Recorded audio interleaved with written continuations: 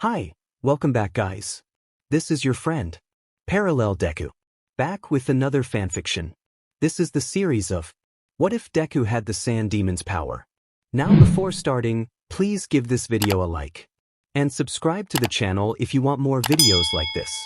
Now let's get into the fanfic. Izuku Yagi's day began differently from the usual routine. While he often found himself bored, his sister Izumi was filled with excitement, which shifted the entire atmosphere of their home. The reason for this excitement was the prospect of visiting the Quirk doctor, a significant event in their world where everyone developed a quirk by the age of 6. In this society, quirks ranged from E-rated to S+ rated, with E being the rarest and often looked down upon. Those with S+ quirks could rise to great wealth and fame, while individuals with E quirks faced harsh judgment, often becoming outcasts. Izuku, unbeknownst to him, was destined to emerge from this very stigma. Izumi bounced on the couch, eagerly calling for their mother. She wanted to know when they would go to the Quirk doctor. Izuku, lost in thought, finally snapped back to reality and reassured her that they would go soon. Izumi pouted at his response but continued her energetic antics. At the Quirk doctor's office, the atmosphere shifted dramatically. The doctor, with her head down, revealed the unfortunate news to Izuku's mother. Izuku had an E-ranked quirk, which was still a mystery. His heart sank as he looked to his mother for comfort, but it never came. Meanwhile, the doctor announced that Izumi possessed an S-rated telekinetic quirk, powerful enough to rival the number 4 hero, Magneti. Izumi's joy was palpable as she celebrated her newfound potential, while Izuku felt a growing sense of despair.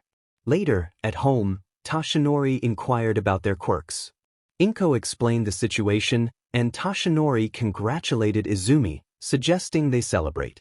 Izuku, however, felt isolated, retreating to his room where he cried into his pillow, dreaming of being a hero despite the harsh reality of his quirk.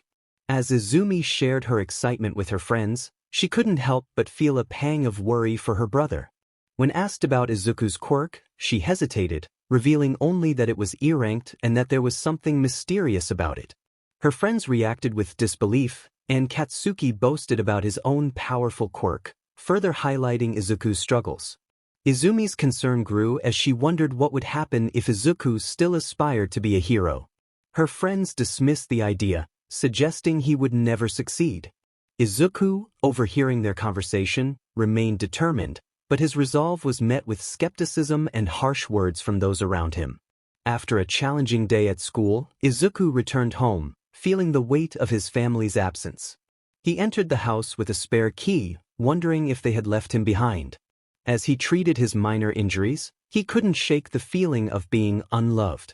While searching for ways to heal his wounds, he suddenly felt a burning sensation on his forehead.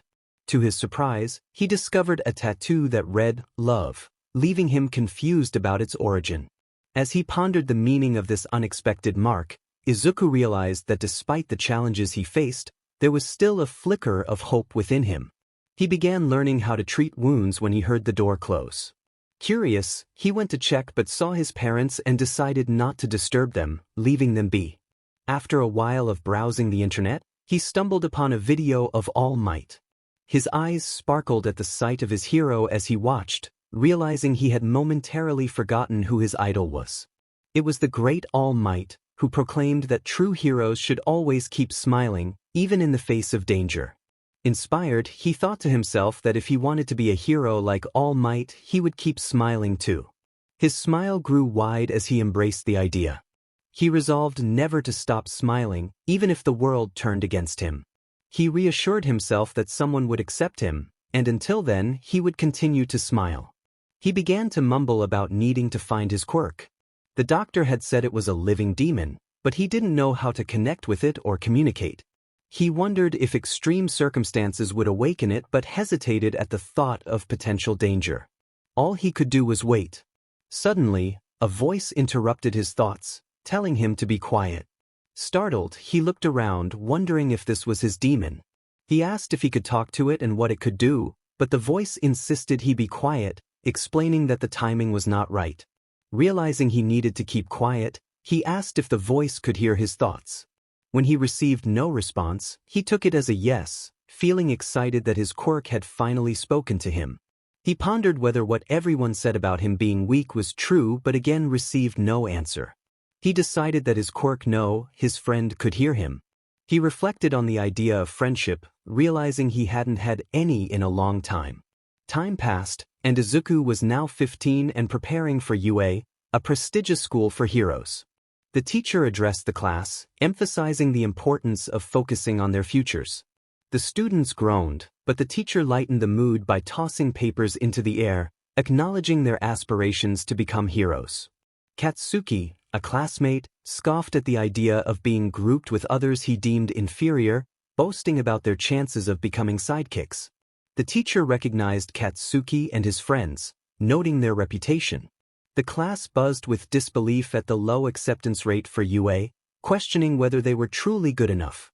The teacher demanded silence, and Izuku felt a glimmer of hope that he might get through the day without resorting to alcohol.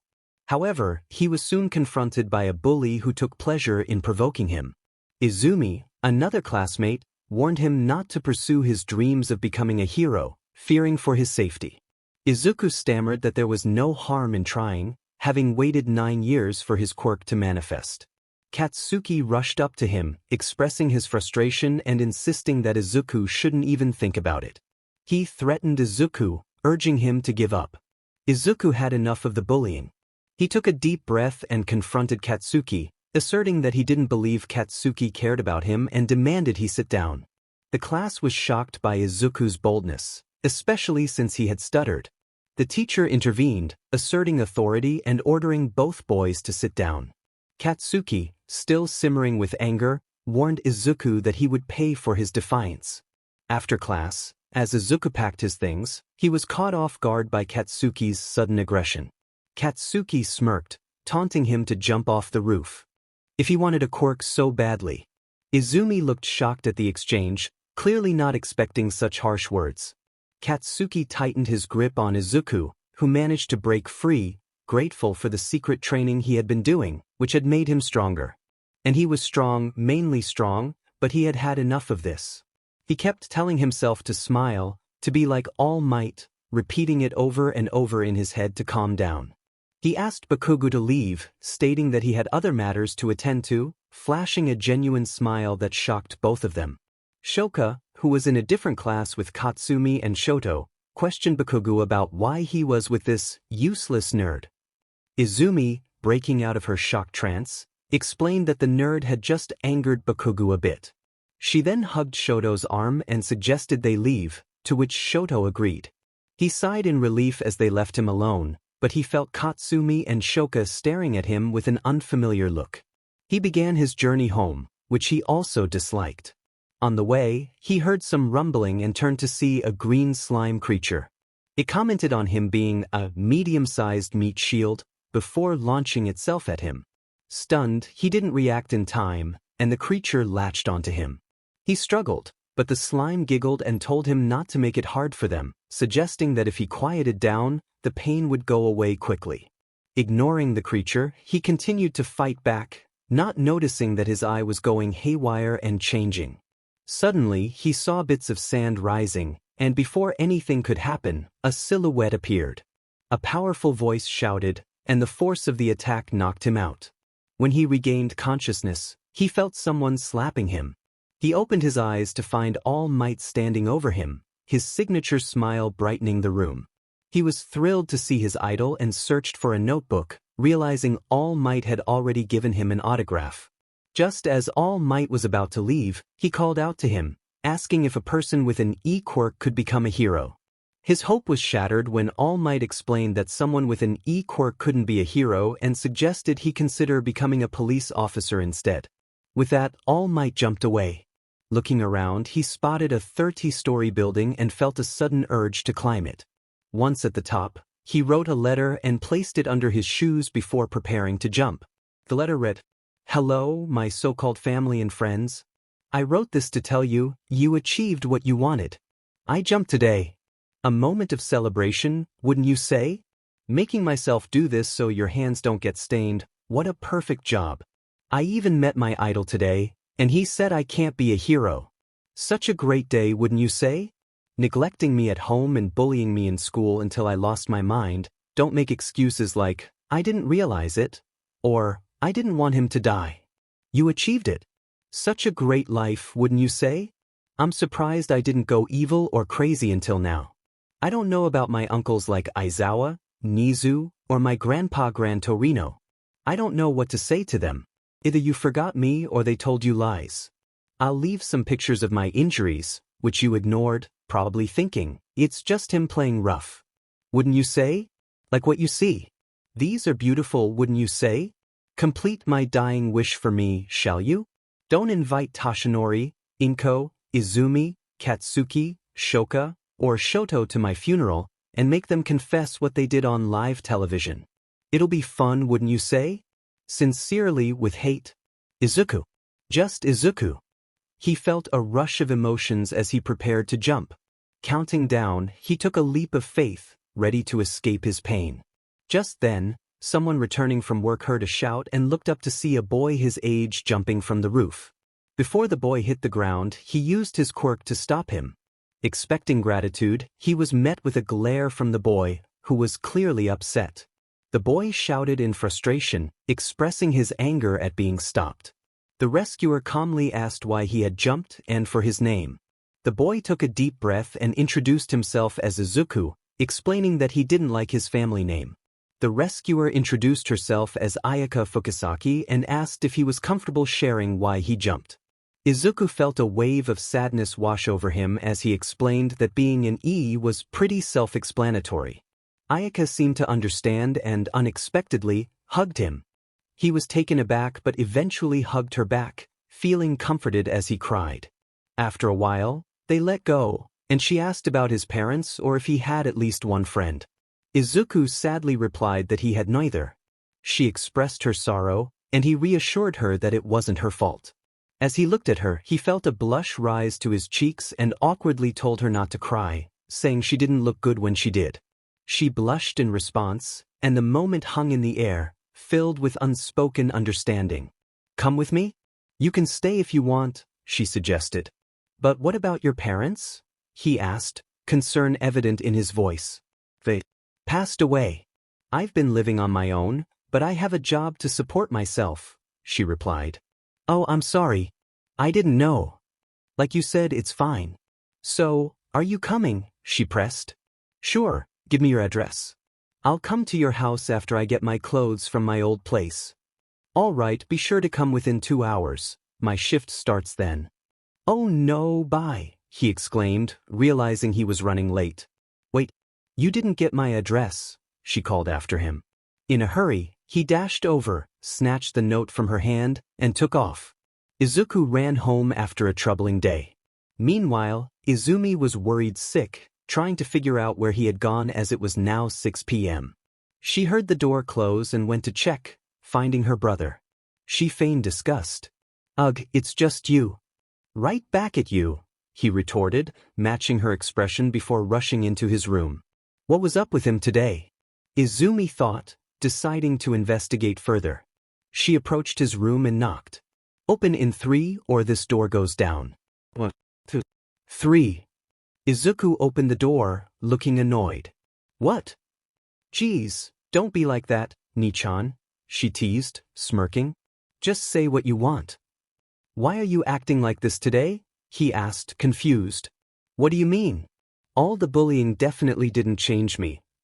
Oh, whatever, she said, quickly using her quirk to lift Izuku, who didn't resist, and tossed him down the hallway. Gah, he shouted. Pathetic, Izumi remarked, using her quirk again to send him out the window.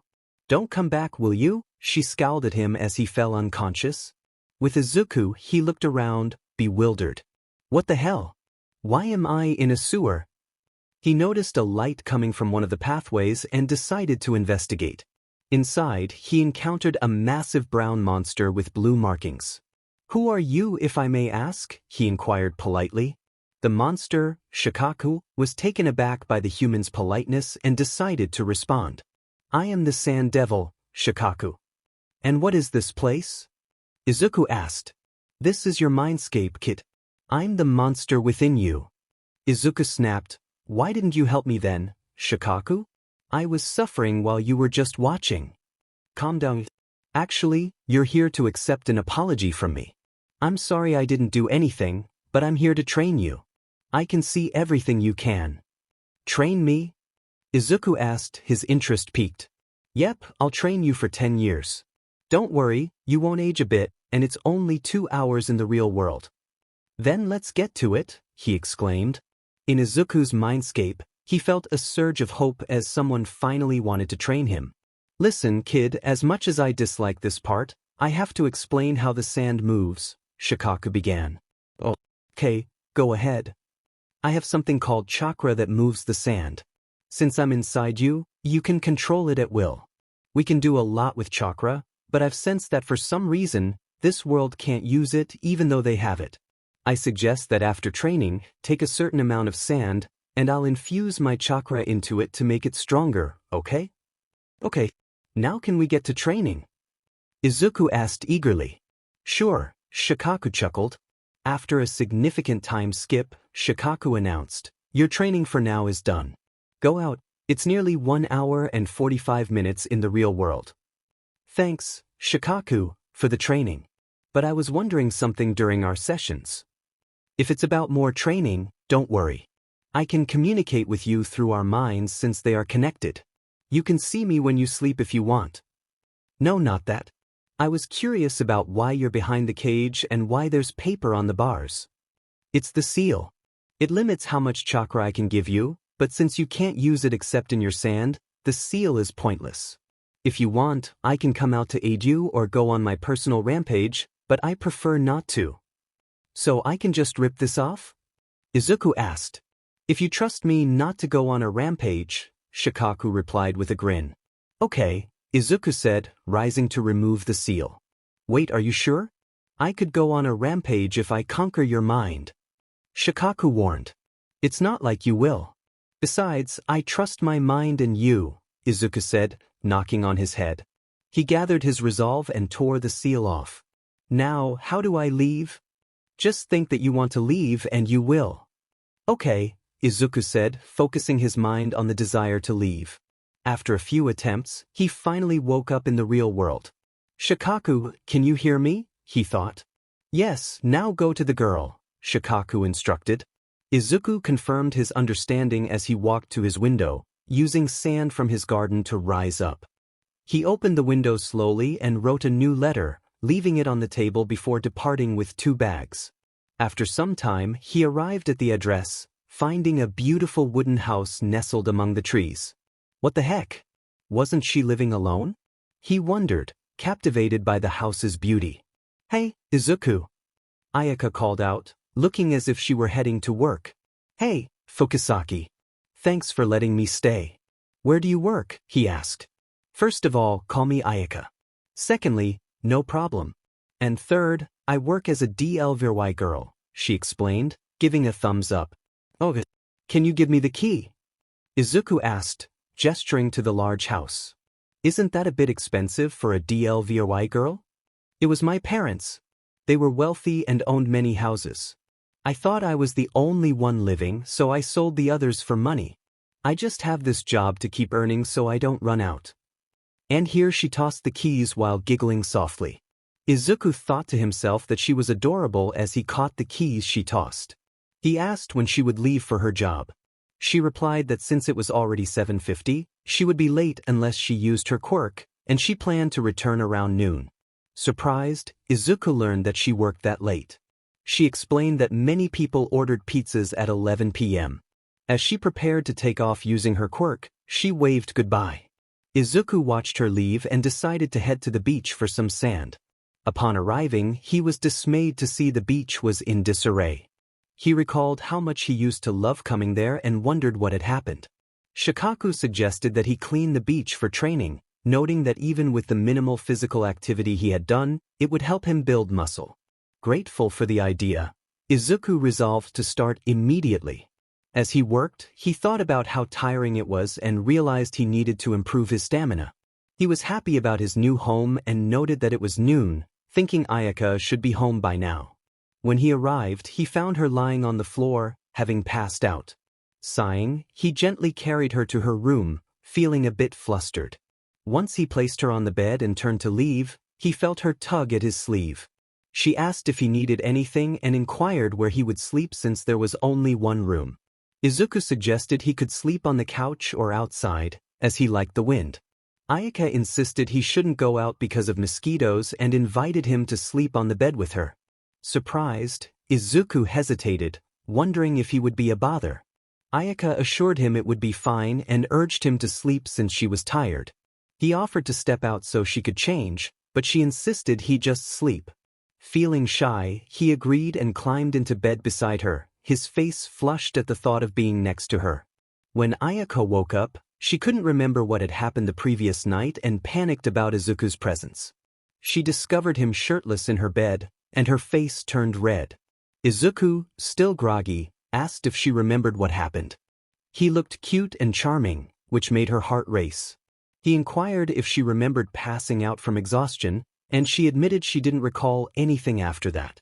He explained that he had carried her to her room and stayed because she insisted he not leave. Embarrassed, Aayaka realized she had said that. Izuku mentioned he should put on a shirt and then asked if her boss would allow him to take her shift since she needed to rest. Confused, she asked why he wanted to do that. He pointed out that she had passed out and needed a break.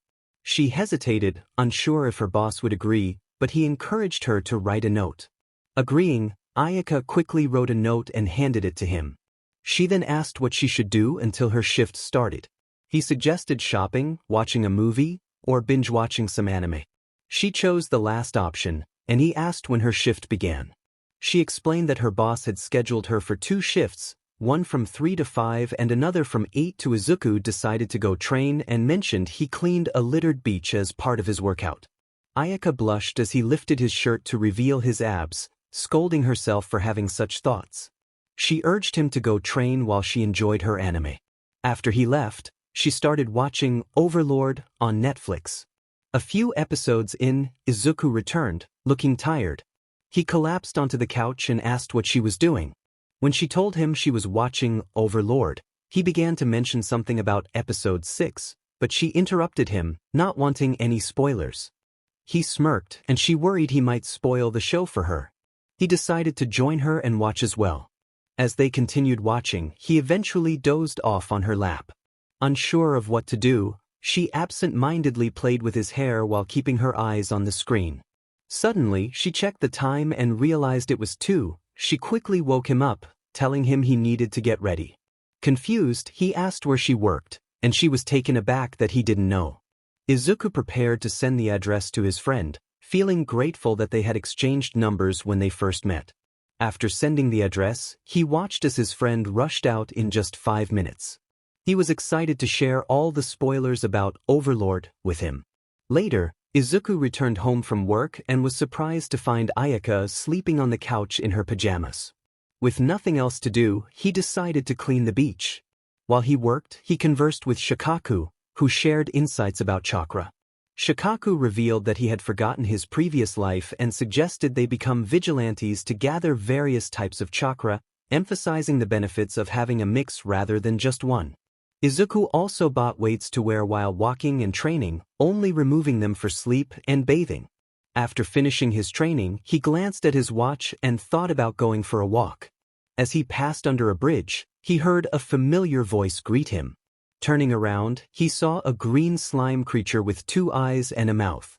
The slime thanked him for his help, and Izuku quickly reacted by using his sand technique to trap the creature. He formed a sphere around the slime and pressed his ear against it, hearing the creature shout to be let out. Izuku decided to leave the slime contained for now, writing a note that explained the situation and instructing anyone who found it to contact the authorities. Feeling satisfied with his actions, he returned home, calling out to see if Aayaka was there, but received no response.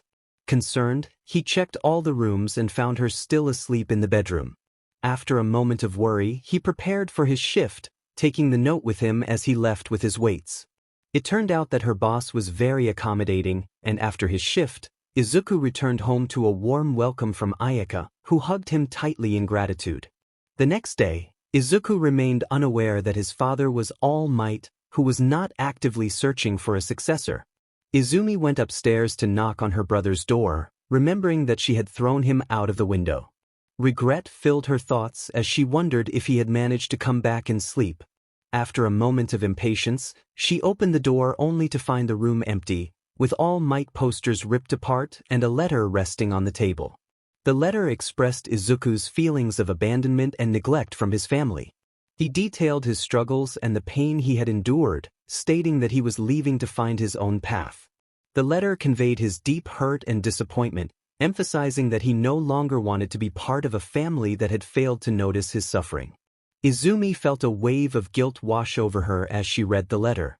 She cried, regretting her actions towards her brother. Their parents rushed in, concerned about her distress.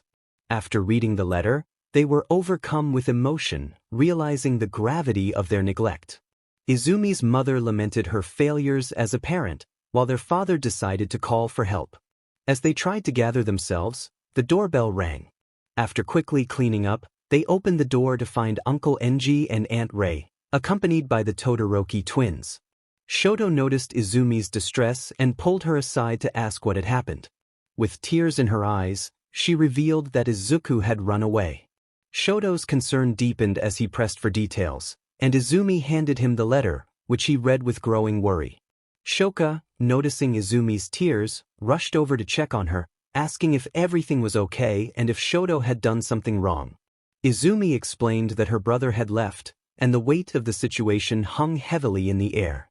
She felt heartbroken because he was her crush, and he had left without giving her a chance to confess her feelings. Sho handed Shoka a letter, and as she read it, devastation washed over her for what she had done. In the silence that followed, they heard Uncle Enji and Aunt Rei shouting, and Uncle Zawa's voice joined in. Enji expressed his disappointment, stating he expected better from Toshinori. Rei echoed his sentiment, scolding Inko for neglecting her own son. Uncle Zawa raised his voice, expressing his hurt over Izuku's situation, a bond he had cherished before Izuku was declared quirkless. When the doorbell rang, Shoka opened it to find Nizu, Gran Torino, Aunt and Uncle Bakugu, and the twins. After a brief pause, Nizu addressed Toshinori, expressing his disappointment after hearing about Izuku. Uncle Zawa was in tears for his nephew, while Rei and Aunt Mitsuki comforted him. Nizu and Gran Torino spoke with Shoka's parents, while others scolded the group. Shoka felt guilty, apologizing for being a bad sister as Uncle Enji reprimanded them, and Uncle Zawa glared at them after reading the letter. Uncle Zawa shouted that they were all bad relatives, causing fear among the girls and prompting tears of regret. From a different perspective, Nizu warned that if the kids knew about Toshinori and One for All, he would have to reveal everything he had done to Izuku. He informed Toshinori that his salary would be reduced significantly and his quirk would be transferred to Mirio Togata immediately. Gran Torino ominously stated that he would not face charges for what he was about to do, causing both Yagis to flinch and keep their heads down, not wanting to provoke the already upset individuals. Nizu chuckled to himself, contemplating special arrangements for the school, feeling a sense of camaraderie with Gran Torino's intentions. Izuku returned from his usual patrol route without encountering any annoying pro-heroes. He walked into their room to store his belongings, relieved that she was at work. He didn't keep secrets from her, she was aware of his vigilante activities. However, he had returned this time with a lot of blood, which made her concerned. They were not dating yet, but he was contemplating confessing his feelings. He had skipped high school, believing it was unnecessary, but he still took the exams to get into UA. Aayaka often asked him random questions, and he always answered correctly. He stored his vigilante costume in a locked drawer, appreciating the design Aayaka had created for him.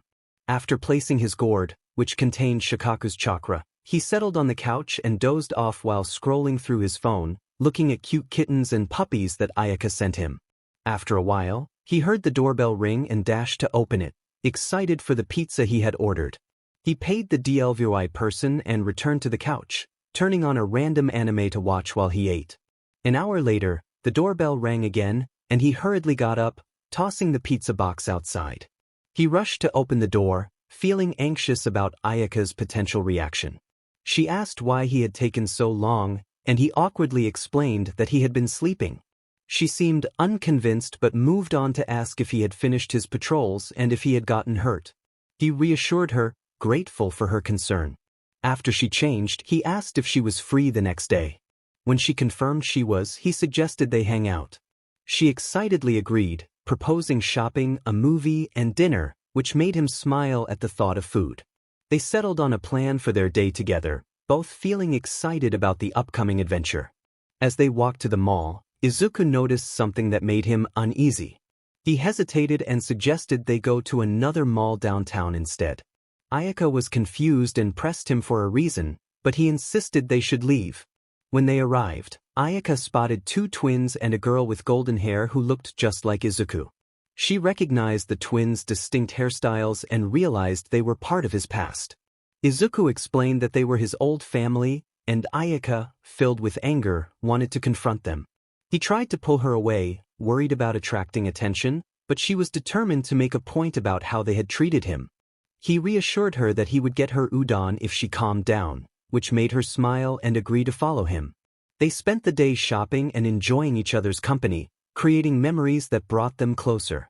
Later, during their anime night, Aayaka expressed her gratitude for the wonderful day they had together, and Izuku smiled back at her, feeling a warmth in his chest as he admired her. Hot and cute at the same time, Izuku decided today was the day he would confess his feelings.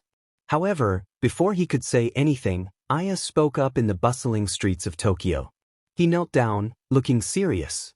Aya's heart raced as she wondered if he was about to confess. He began to speak, but before he could finish, Aya exclaimed her acceptance, only to realize from Izuku's confused expression that she had misinterpreted the moment.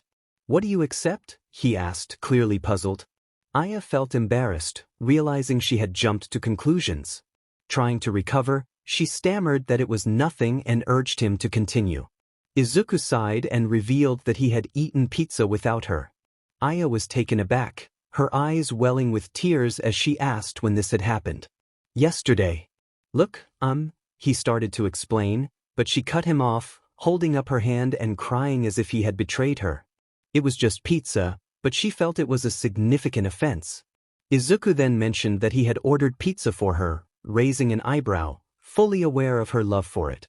With newfound joy, Aya declared all was forgiven and prepared to confess her feelings. Her face flushed as she called out to him, gathering her courage.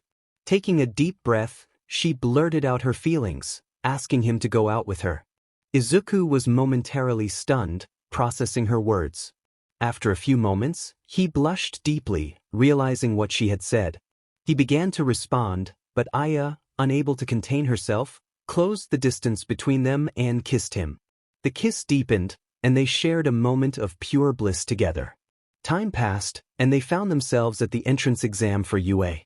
Izuku, now 18, reflected on how he and Aya had been happily dating for almost a year. He was grateful they hadn't run into any of their friends from school yet.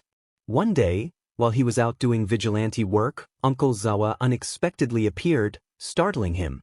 Thanks to his training, he managed to escape and later shared the experience with Aya, who scolded him for putting himself in danger.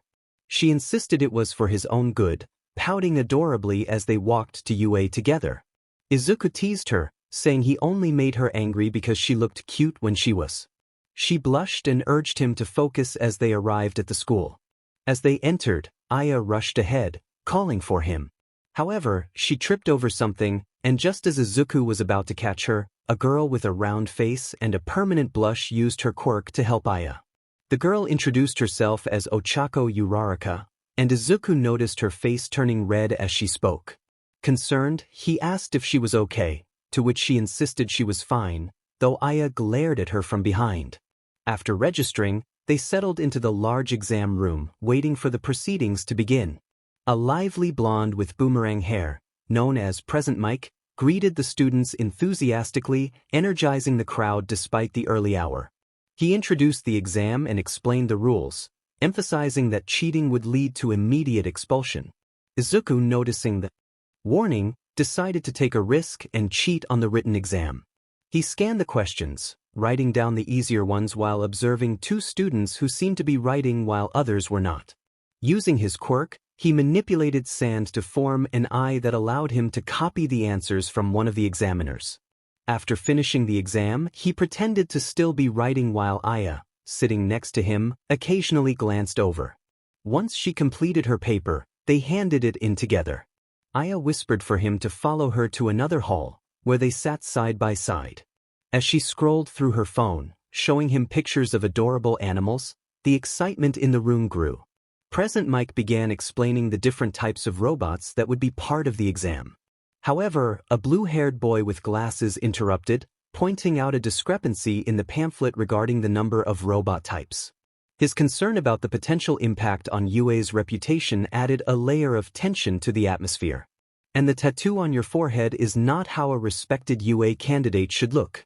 The gourd is not suitable either. If you want to remove my gourd, should I take off the metal from your leg? No, right? Because that is part of your quirk, just like this gourd is part of mine. As for the tattoo, it's a seal for the demon inside me.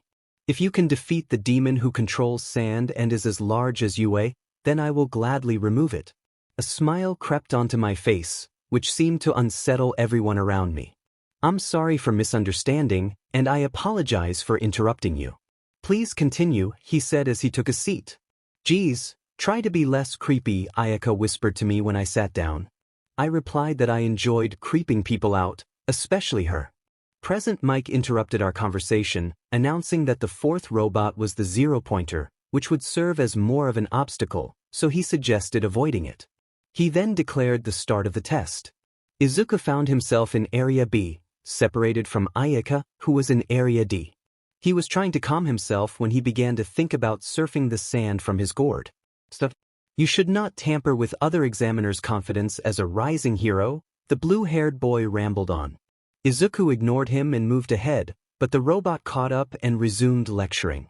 He thought to himself that this boy was more annoying than Aayaka, which was saying something. He decided to pay no attention to the kid robot. He explained that his quirk allowed him to control sand, and he intended to surf it. If the boy didn't want other examinees to drown in it, he would appreciate being allowed to proceed. I'm terribly sorry for the assumptions, the boy stammered. Izuku found himself liking this one, realizing his mistakes. It's all right, at least you realized your mistake, he said with a genuine smile. The gates opened, and without hesitation, Izuku rushed inside, beginning to surf on his sand, which flowed effortlessly beneath him. Present Mike shouted for everyone to follow the tattooed kid, earning a chuckle from Izuku and scowls from the others. After some time, Izuku had accumulated a total of 90 points. He interfered with the robot's wires by inserting sand into the open spots and crushing them from the inside, rendering them useless and distracting for others as they appeared intact. He heard rumbling after dealing with a three-pointer and looked up to see a giant robot looming over the buildings, crushing them beneath its weight. Izuku was about to retreat, not wanting to confront it, when he heard a shout for help. He turned to see Uraraka trapped under rubble. People glanced back at her but continued to flee. And you call yourselves heroes, he mumbled as he approached her, placing sand beneath the rubble to lift it. Can you move? Uraraka replied that her leg was likely sprained. Izuku carried her with his sand, transporting her to the entrance. As he looked back, he saw a giant foot coming toward him. He quickly transported himself behind the foot, exchanging his body with the sand and calling it back. He used the sand to ascend and inserted some into the giant robot. He couldn't help but think how he had always wanted to say, "Hasta la vista, baby." He then crushed the wires of the robot, rendering it useless, and jumped down, cushioning his landing with sand. He collected all the sand back into his gourd and returned to the entrance. He was met with exclamations of awe from the crowd, but he ignored them until a small woman with a needle sticking out of her bun approached him. "Yo, recovery girl, I'm guessing I have to go to the principal's office?" he asked. "You sure do, champ," she replied, urging him to hurry as she pointed out the Todoroki twins approaching with his sister. Izuku dashed toward the office. Meanwhile, the teachers were in shock as they witnessed Izuku take down the zero-pointer effortlessly without a scratch. "What the hell?" Snipe exclaimed. "I want him in my class," Aizawa said, wide-eyed. The other teachers looked at him in disbelief, as he rarely asked for more students. Izuku, Nizu whispered to Aizawa, who nodded in acknowledgement. It's Izuku. It's really him. Inko cried in All Might's arms. Nizu, can we visit him? All Might asked, concern etched on his face. No, I suspect that after all he has been through he won't want to deal with you, Nizu replied while keeping Aizawa in check. I'm going to check on them, so let me know if I should tell Izuku, Recovery Girl said, standing near the door. Tell him that his parents want to see him. If he refrains, we won't push it. If not, we will be waiting here, Nizu instructed, deep in thought. Time skipped to when Izuku reached the teachers. Izuku walked toward the room with Aayaka, taking shaky breaths. She tried her best to calm him. He opened the door to find at least 20 pro-heroes, including both of his parents. Calm down, Izu, Aayaka whispered. Izuku took a deep breath and began, asking why he was there. I think you know why you are here, Mistria, Nizu started, but Izuku cut him off. I'm sorry, sir, but I do not go by that surname anymore. Please call me Izuku. Very well, Nizu replied, glancing at the hero couple who were in tears. Now, could you explain why the girl is here, Izuku?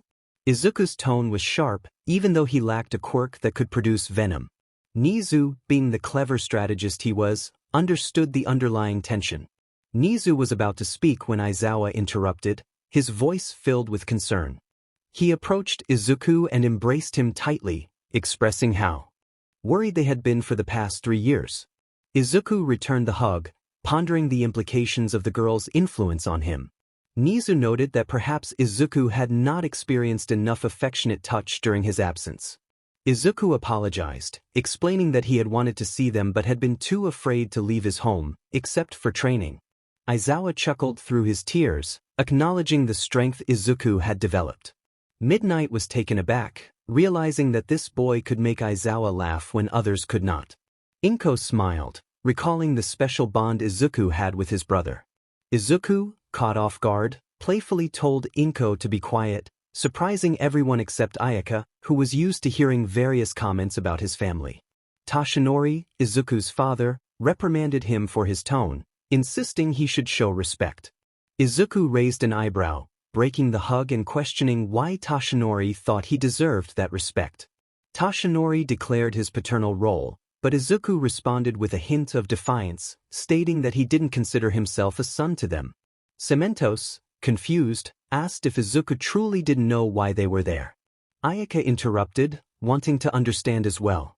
Aizawa whispered to Nizu, suggesting they keep the details about All Might and Magneti from Aayaka.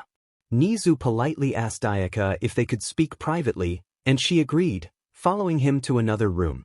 Izuku, left behind, wondered if Ayaka's departure indicated something important. Vlad King scolded him for his rudeness toward pro-heroes, but Izuku retorted that he didn't care about heroes and demanded answers. Aizawa instructed Toshinori to reveal the truth. Toshinori transformed from his frail form into All Might, stunning Izuku with the revelation that his father was the #1 hero. When he pointed out Inko's abilities, she demonstrated her quirk, leaving Izuku in disbelief.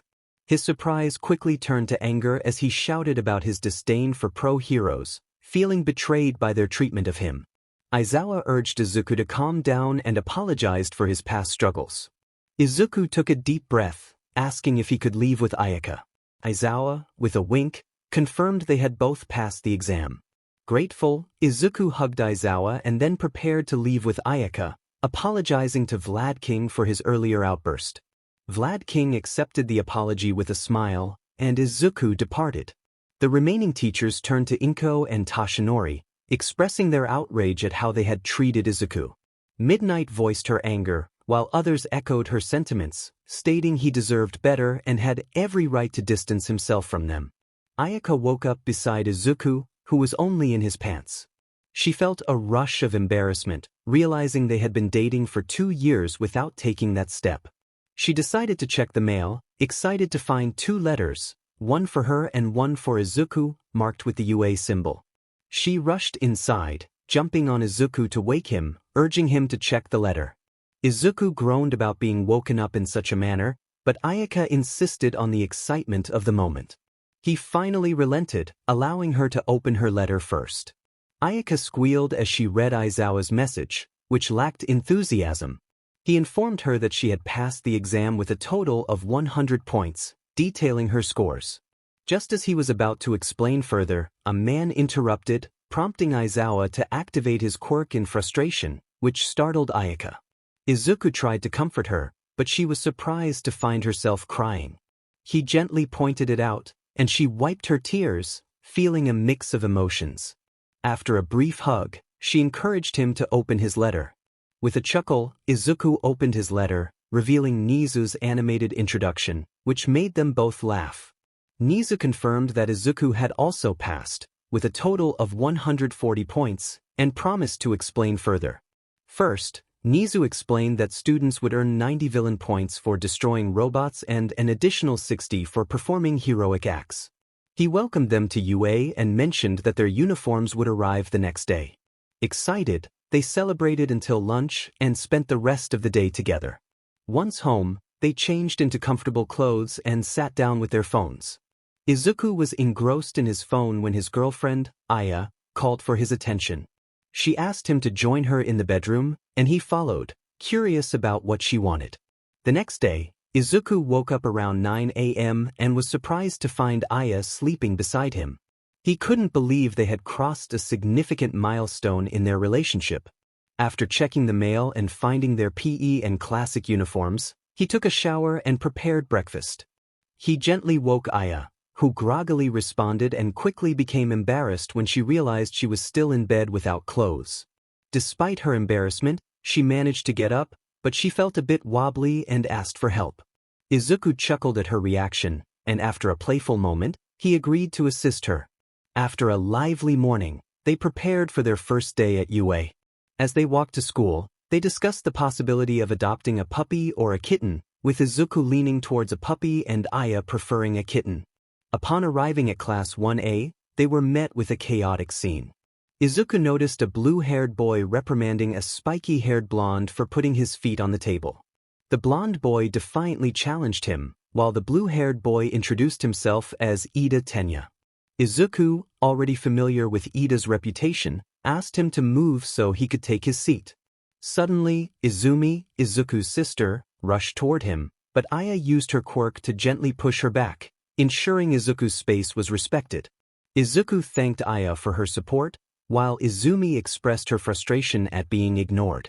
Izuku, feeling protective, told Izumi to keep her distance and focus on the teacher's arrival. When Aizawa, their homeroom teacher, entered, he instructed them to wear their P uniforms and meet him outside. At the training ground, Aizawa called Izuku forward to discuss his ball throw from the entrance exams. Izuku reported a distance of 78 meters and then demonstrated his quirk by creating a giant arm from sand to throw the ball. Aizawa noted the impressive distance of 998 meters, emphasizing the importance of knowing and overcoming one's limits. The pink-skinned girl with horns expressed her excitement about using their quirks, but Aizawa warned that those who placed last would be expelled. Izuku reminded everyone of the challenges they would face as future heroes, reinforcing their duty to overcome adversity. After Aizawa announced the start of the tests, Shoka approached Izuku to apologize for her previous behavior. He accepted her apology, and she was visibly relieved. Just then, Aya hugged Izuku's arm and confronted Shoka, demanding to know her intentions. Izuku calmed Aya down, explaining that Shoka was simply trying to make amends. Shoka, feeling shy, decided to withdraw from the conversation.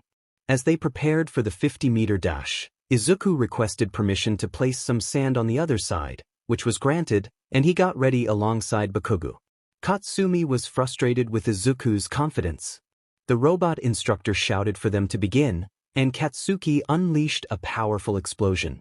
Meanwhile, Izuku teleported by exchanging chakra-infused sand with his body, achieving a remarkable time of just 1 second.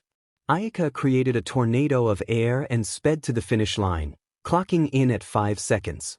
For the grip strength test, Izuku wanted to assess his raw strength and recorded a score of 91 kilograms, an improvement from his previous score of 74 kilograms. Aayaka, using her wind abilities, pushed against the device and achieved an impressive 120 kilograms. When it came time for the ball throw, Izuku didn't need to participate again since he had already registered his best score. Aayaka, once more harnessing her wind powers, threw the ball within a tornado, sending it soaring a distance of 790 meters. After the tests, Aizawa presented the results. Izuku topped the list, followed by Aayaka Fukusaki, Katsuki Bakugu, and Izumi Yagi, with Koji Koda finishing in 22nd place. Koda was visibly upset, fearing expulsion, but Aizawa reassured them that it was all a ruse to bring out their best. Class 1A was shocked by this revelation, with Momo commenting that she should have mentioned it earlier. Izuku pointed out Aizawa's reputation for expulsion, recalling a time he had expelled an entire class. The students expressed their disbelief, and Izuku suggested they hurry to class before Aizawa followed through on his threats. Later, Katsumi approached Izuku, taking a moment to catch her breath. She apologized for her actions from 3 years ago, which surprised him. He assured her that all was forgiven. Katsumi then boldly asked him out on a date, but Aayaka interjected, claiming Izuku was already taken. Katsumi suggested they could share him, but Izuku declined, stating that Aayaka was enough for him. Katsuki, feeling a mix of anger and sadness, stormed off, yelling in frustration. Izuku and Aayaka exchanged amused glances before she playfully suggested they head home, hinting at a treat for his good performance. 3 days later at UA, Izuku followed his usual morning routine, preparing for heroics class. Aya asked him what to expect, and he speculated that All Might might be teaching. As they walked, Izuku noticed a troublesome classmate attempting to harass Aya. He confronted the student, warning him to stay away from any girl at the school, making it clear that there would be serious consequences if he didn't.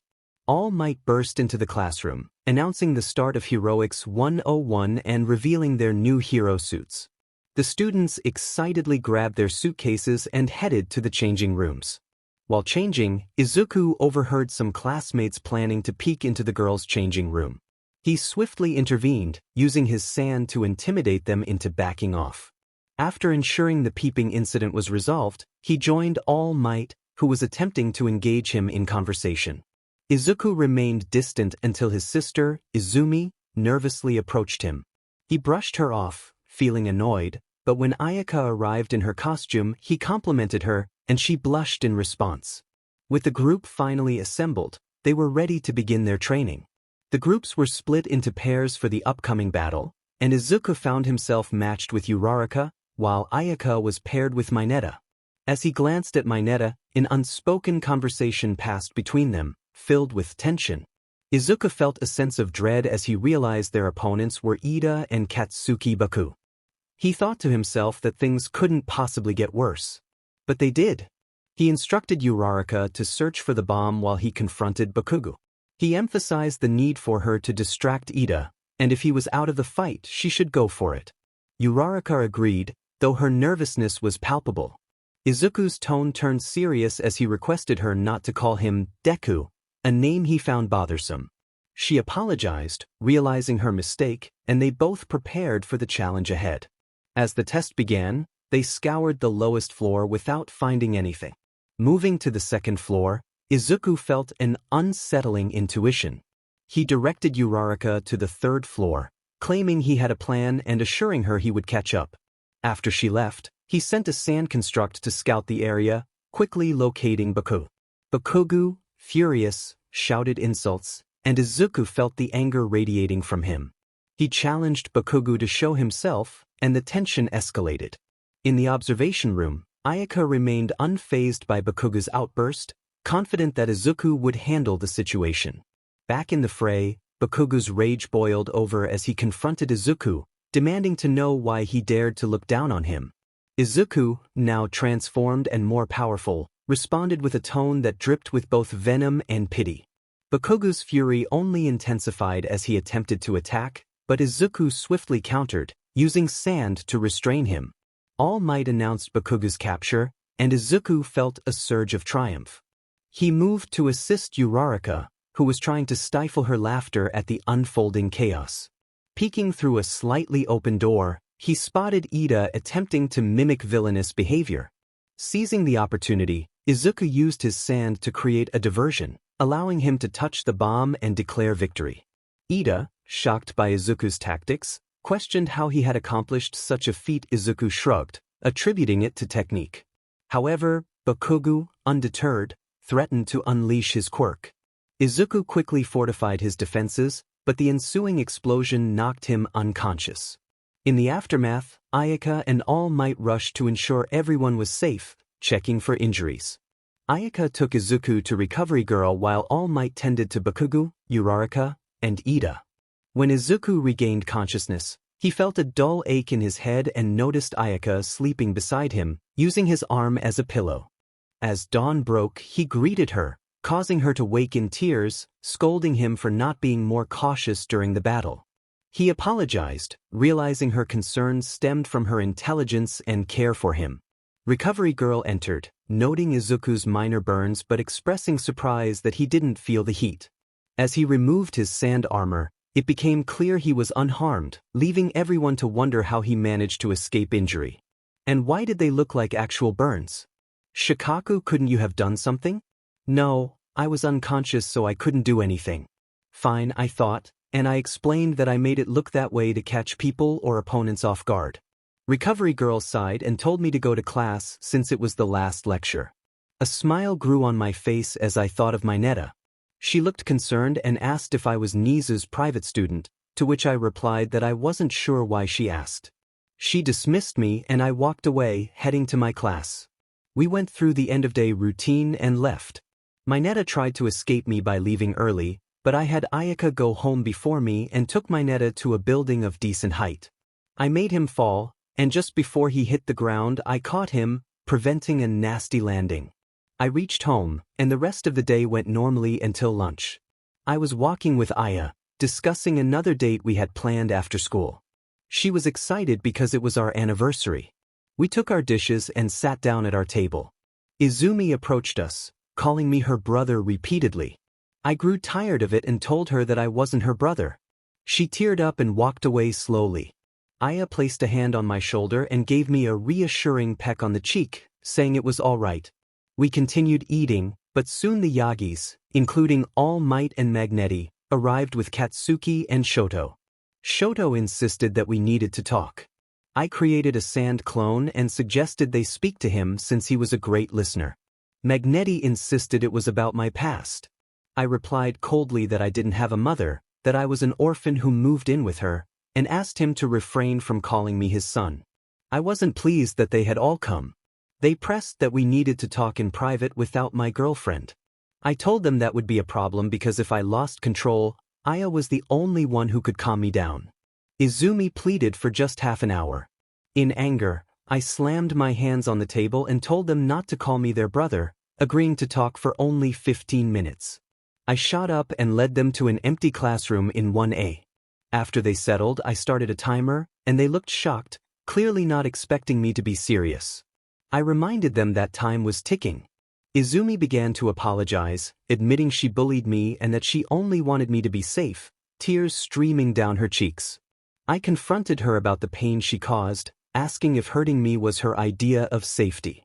The adult Yagis were shocked, but Shoto shouted that they only wanted me to stop being a hero. I corrected him, stating that I was no longer their friend. Shoto expressed regret, acknowledging that he didn't know when I would forgive him. Izumi agreed, and they both bowed. I felt enraged that they wanted forgiveness. I revealed that I had tried to take my own life before Aayaka saved me, and the day Izumi threw me out was the same day I attempted to end it all. I stood up and declared that time was up, just as my alarm rang. I left the room, sand swirling around me.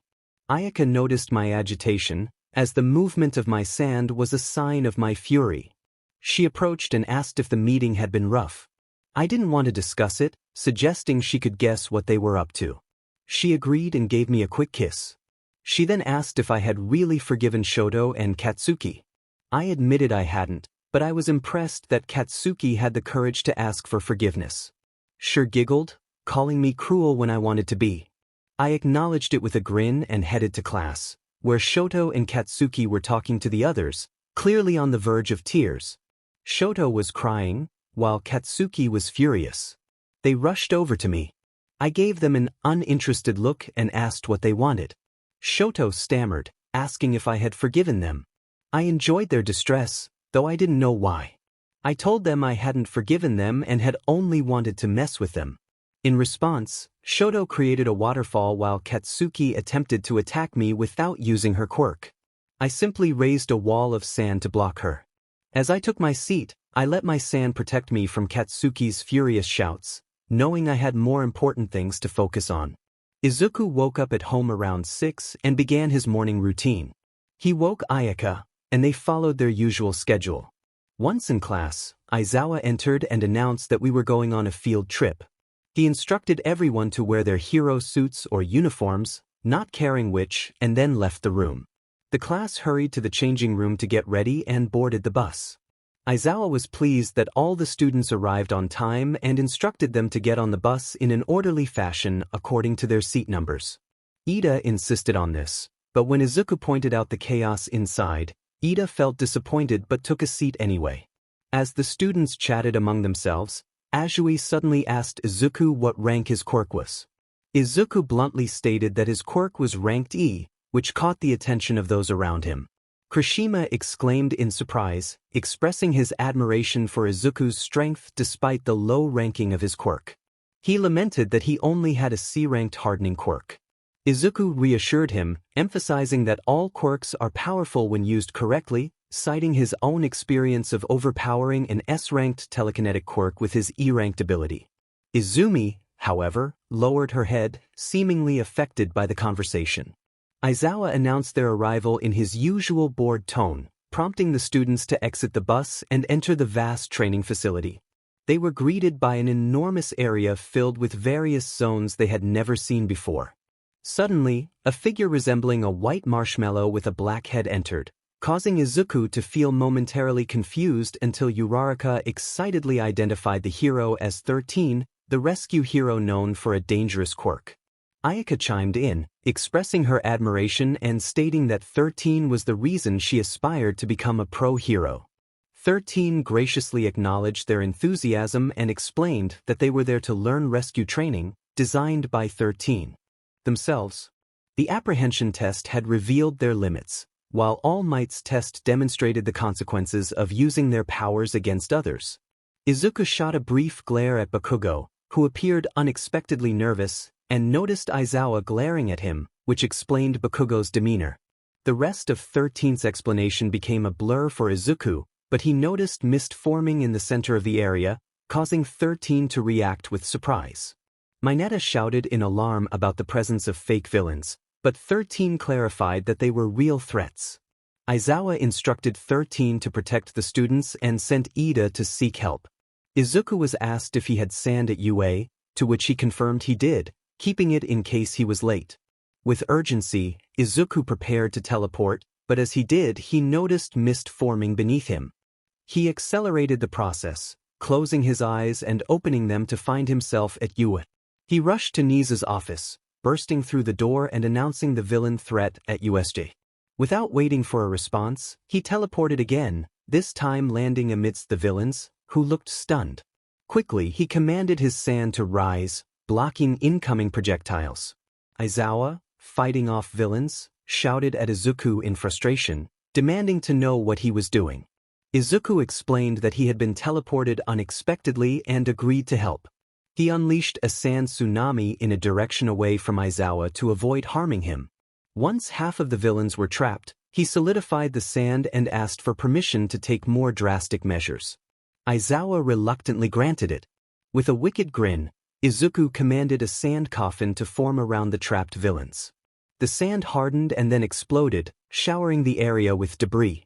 Shielding himself from the aftermath, he felt a surge of strength and resolved to assist the students. Aizawa instructed him to spread out and search for more students in different zones. Izuku decided to head to the shipwreck, hoping to find them there. Upon arriving, he spotted several villains surrounding Aayaka, Tsu, and Mineta. Aayaka was using her quirk to blow villains away, while Tsu was using her tongue to fend them off. Mineta, however, appeared to be in a state of panic. Just as Izuku was about to reach them, he overheard a villain threatening Aayaka, which ignited his anger. He swiftly dealt with the threat, causing the remaining villains on the boat to look horrified, except for Aayaka. Izuku approached the boat and warned the villains to leave if they valued their lives. They jumped into the water, hesitant to confront him. Mineta, still anxious, asked what would happen to him if he didn't want to die. Izuku advised him to listen and refrain from being inappropriate. Mineta, attempting to lighten the mood, made a pun about being on a boat, which earned a chuckle from Izuku, though Aayaka face-bombed at his antics. Quickly shifting back to seriousness, Izuku instructed Aayaka to create a massive tornado to SCK the villains into the water.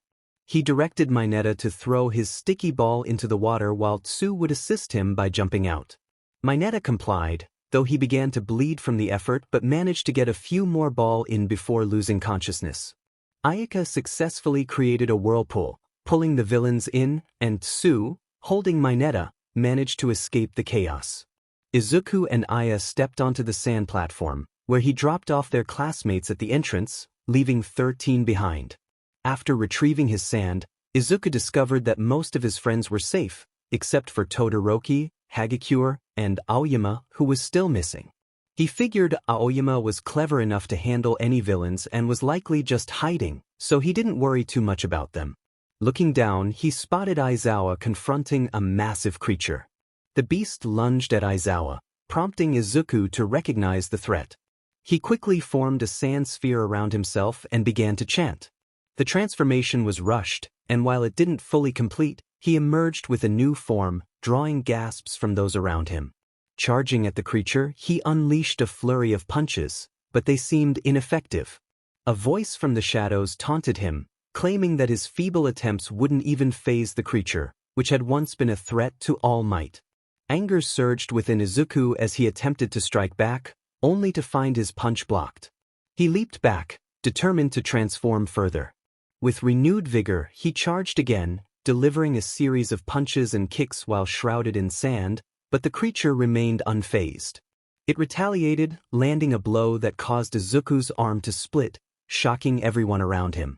He shouted defiantly, urging himself to push harder. The creature, now commanded by the hand villain, lunged at him. Izuku struggled to see through the sand barrier, which barely protected him. The creature landed several hits before delivering a powerful punch that sent him crashing into the stairs. After being slammed down, Izuku rose again, determined. The hand villain demanded to know where All Might was and expressed frustration that Izuku was still standing. Kurojirai, the mist villain, admitted that Izuku possessed a strong quirk. In a flash, Izuku transformed into a pile of sand, leaving everyone confused until a tremendous roar echoed through the area. They turned to see a colossal beast emerge, Shikaku, who proclaimed that he was finally free and ready to fight. He swung his tail at the creature, but it dodged and retaliated. Shikaku took the hit but remained unscathed. Using his sand, Shikaku attempted to trap the creature, but it escaped. He struck again, creating a hole in the ground where the creature had been. The creature regenerated and charged at Shikaku, who retaliated by biting down on it, tearing off its limbs. However, the creature quickly healed once more. Shigaraki, the hand villain, shouted for the creature to finish the fight. The creature launched a barrage of punches at Shikaku, who complained about the pain before stomping down hard, but it continued to regenerate. The creature clung to Shikaku's tail, refusing to let go, even as Shikaku swung it around in an attempt to shake it off. In a desperate move, Shikaku prepared a massive energy attack, the Bijou Bomb. As the creature continued to bite at him, he unleashed the attack into the storm zone, managing to throw the creature into it. The area erupted in chaos, and when the dust settled, the creature did not emerge. Shikaku roared triumphantly, but Kurojirai attempted to teleport him away, only to find that Shikaku was too large to be moved. With a swift motion, Shikaku transformed back into Izuku, who collapsed. Concerned, Vlad King asked if it was safe to carry him, fearing Shikaku might return. Aayaka, frustrated with the hesitation, insisted that they needed to act. All Might stepped forward, ready to assist, while Cementosss was called to help Aizawa, who had sustained serious injuries. Recovery Girl examined Izuku and confirmed that he was merely exhausted. Aizawa, despite his own injuries, was relieved that Izuku was okay. Recovery Girl advised that Izuku needed a couple of days to recover, and they all agreed to let him rest. After the USJ incident, Izuku was taken to Recovery Girl by All Might. Aayaka and the rest of the class were questioned about the events, though some, like Kyoka and Momo, were left out due to their trauma. Back at home, Aayaka felt a sense of loneliness without Izuku's usual antics filling the space. She chuckled at the memories before changing and settling down for the night. In class, Aizawa arrived looking battered and wrapped in bandages. The students shouted in surprise at his presence. He responded dryly, confirming that he was indeed there. Concerned, Aayaka asked if he should be resting more, but Aizawa insisted he had no time for that. He informed them that they would be moving into dorms for 2 weeks, allowing them to settle in after the USJ incident. He assured them that arrangements had been made for those with parents, and they would receive their room assignments soon, complete with noise-proofing. Even Jiro's heart seemed to race as school dismissed, and with that, he left the room. The class erupted in disbelief, exclaiming in unison, "What?" Aizawa glanced back at them while activating his quirk, which still appeared intimidating. He asked if they hadn't heard the news. The class waved their hands frantically, nervously insisting that they had. After that, Aizawa exited. I left the classroom and headed to Recovery Girl's office. Aizu was resting on the bed, and Recovery Girl informed me that I could take him home if I wanted. I was taken aback and asked if she was serious. She nodded, and somehow, I managed to bring him home and laid him on the bed. I took one last look at his scars before heading to the living room to watch One Piece. Izuku's perspective shifted as he woke up in a room, feeling dizzy at first. As his eyes adjusted, he realized he was in his own room. Confused, he shouted out loud, and Aya rushed in, hugging him tightly. She expressed her worry and urged him to be more careful. For the next few minutes, he showed her his wounds and reassured her that he was fine. Then she asked what he needed. Realizing he had forgotten an important detail, he inquired about what happened at USJ after he had fallen asleep. Aya explained that she and the class had been taken for questioning, and they had received dorm assignments along with a 2-week holiday. He asked about the villains, to which she replied that there was nothing to report. Determined to train, he got up but was suddenly pushed back onto the bed by a gust of wind that he recognized as Ayaka's. He winced in pain, and Aya raised an eyebrow, questioning his strength. She insisted that he stay put for the rest of the week and start packing the room. Complying with Aya's orders, Izuku began packing as she returned with boxes. She gave him a blank stare before leaving again. He labeled the boxes and started filling them, intentionally leaving out his Vigilante costume, except for his gourd, which saddened him. He handed it to Aya to burn, and she did so without hesitation. After a while, he decided to take a break, and Aayaka came in with dinner. He cheered in delight, causing Aya to giggle as she set the food on his table.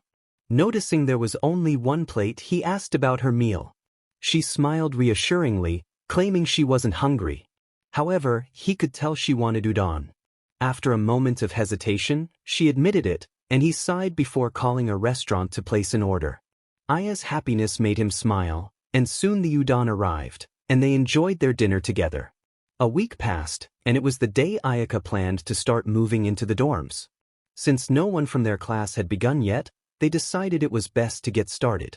Arriving at the dorms with half of their belongings, Izuku dropped the box he was carrying with the help of his sand, Ayaka's wind, and Aya herself. They looked around, realizing Sensei hadn't provided any information about their living arrangements. Checking the notice board, they found 2 notices. Aya pointed out that they were assigned to room. Izuku wondered about Mineta's situation, but she sighed in relief, revealing that Denki would be their roommate instead. He felt relieved too, knowing he wouldn't have to worry about Mineta's antics in a female dorm. Then Aya noticed another notice and exclaimed that there was a sports festival right after their holiday. In surprise, Izuku dropped the boxes on his toe, causing a sharp pain. He quickly texted everyone about the sports festival. The group chat erupted with messages, with Pika expressing panic over losing his phone and Boomboi frustratedly questioning him. Sand Monster pointed out the urgency of the situation, emphasizing that Aizawa hadn't informed them about the festival. The conversation continued with various reactions, and Izuku found himself overwhelmed by the chaos. Once he got the boxes to their room, he started unpacking while Aya cleaned. They decided to switch tasks, and he spread his sand throughout the room. Aya shouted at him to focus on cleaning instead of making a mess. He calmly summoned the sand back to him, forming a hardened sphere that he took outside. After de-hardened it, he extracted his chakra sand from the dirt. Satisfied with his work, Aya instructed him to clean the entire dorm, which he accomplished in mere seconds. Frustrated, Aya insisted he start unpacking, and he quickly made some clones to help. However, she snapped at him to get back to work, prompting him to hurry and begin unpacking. He wondered what had gotten into her, but he was determined to keep up with her demands. Izuku took out his AirPods and started a random song, lost in thought. After completing his training, he rested on the bed, cuddling with Aya as they drifted off to sleep. Time passed, and upon waking, Izuku headed to the school training grounds with his student ID. He began training with his sand, contemplating that he might gain more guidance and time if he entered his Mindscape. He decided to do just that while Aya trained on her own. All the UA students stood in anticipation, waiting for the announcement to showcase their talents. Izuku was ignoring Izumi, who was trying to talk to him for what felt like the 100th time. Aayaka approached him, greeting him cheerfully. Izuku quickly shut his phone and looked up, acknowledging her. Izumi felt a mix of confusion, sadness, and anger as she watched someone else take her brother's attention. Curious, Aayaka asked Izuku what he had learned in the Mindscape. He smirked, replying that knowledge is power and that she should wait to see. Pouting, Aya walked away. Midnight's voice rang out, welcoming the Hero Corps students. She announced Class 1A, known for their bravery during the villain attacks. As Class 1A stepped out, they were met with roars and cheers from the crowd. After the other classes arrived, Midnight called for the first-year representative to give a speech. Izuku sighed as he made his way to the front, stating that he wasn't good at speeches but wished everyone luck in the competition. The crowd laughed, but some students felt insulted by his words. Midnight quickly silenced the crowd and announced the start of the competition. She spun a wheel, landing on obstacle race. The students were instructed to run around the stadium filled with 3 obstacles, with a strict warning against harming each other. As the gate opened, Midnight shouted for them to go, and the students surged forward. While others struggled to get through the gate, Izuku flew over it using his sand, and Aayaka rode the wind beside him. Shoto attempted to stop them by sending an ice pillar, but they countered it with their powers. Shoka froze the students on the ground as she dashed past, and Shoto melted the ice to allow a few Class 1A students to escape. Izuku glanced back to see Katsumi and Katsuki engaged in a fierce battle, with Katsuki gaining the upper hand. He quickly redirected his focus as a giant hand came crashing down toward him and Aayaka. Dodging just in time, he noticed the 0-pointers from the entrance exam. He tried to fly past them but faced obstacles at every turn. Aayaka, however, managed to evade them and reached the second obstacle. Izuku observed as the robots froze, allowing him to navigate through them before they collapsed. He sent sand molecules ahead to increase his speed, gradually making his platform smaller to ensure more sand reached the finish line. After a while, he teleported and found himself neck and neck with Aayaka, who seemed unfazed. She exclaimed her surprise at his teleportation, but then noticed her feet were covered in sand that hadn't yet hardened. Looking up at Izuku, she felt a chill as he smirked and shouted, "Sand harden!" Aayaka fell, struggling against the sand while Shoto and Shoka battled nearby, and Katsuki soared past them. Izuku repeated his strategy of sending sand ahead of himself to reach the finish line. He noticed Katsuki had passed him and was nearing the end. With a quick teleport, he crossed the finish line first, followed closely by Katsuki in second and Aayaka in third, with Shoto coming in fourth. The remaining students finished one after another, and eventually, only 32 were left for the next battle. Midnight announced the next event, spinning the wheel once more. Cavalry battle. Izuku thought quickly, realizing that Aya would be a formidable ally. He decided to recruit her for his team, with Uraraka providing support to keep them afloat and his sand for defense. As he looked around, he noticed others glaring at him, and he returned the glare, causing some to back off. He then saw the point system, realizing they would be wearing headbands, which required precision. He approached Aya, but she was surrounded by other Class 1A students, all eager to join his team. Izuku grew frustrated as students clamored for his attention, pushing each other aside. He approached Uraraka and brought her over to Aayaka, confirming their partnership. After they nodded in agreement, he turned to Ida, who expressed his desire to battle Izuku instead of being a support. Understanding Ida's choice, Izuku reflected on how odd it felt to be called by his first name alone. As he searched for teammates, he found Tokoyami standing alone and invited him to join. Tokoyami shrugged in response, and they quickly devised a plan. Uraraka would stay on top, Tokoyami would lead the front, and Izuku was flexible about his position. With everyone in agreement, they took their places as the competition began. Midnight shouted the start of the event, and students rushed into action. Aayaka pushed back opponents on the right, while Izuku created clones to help secure headbands from their adversaries. They were performing well until they noticed the Todoroki team approaching, which included Momo, Ida, and the Todoroki twins. Aayaka attempted to push them back, but Shoka froze their movements, and Shoto melted the ice with a gust of wind.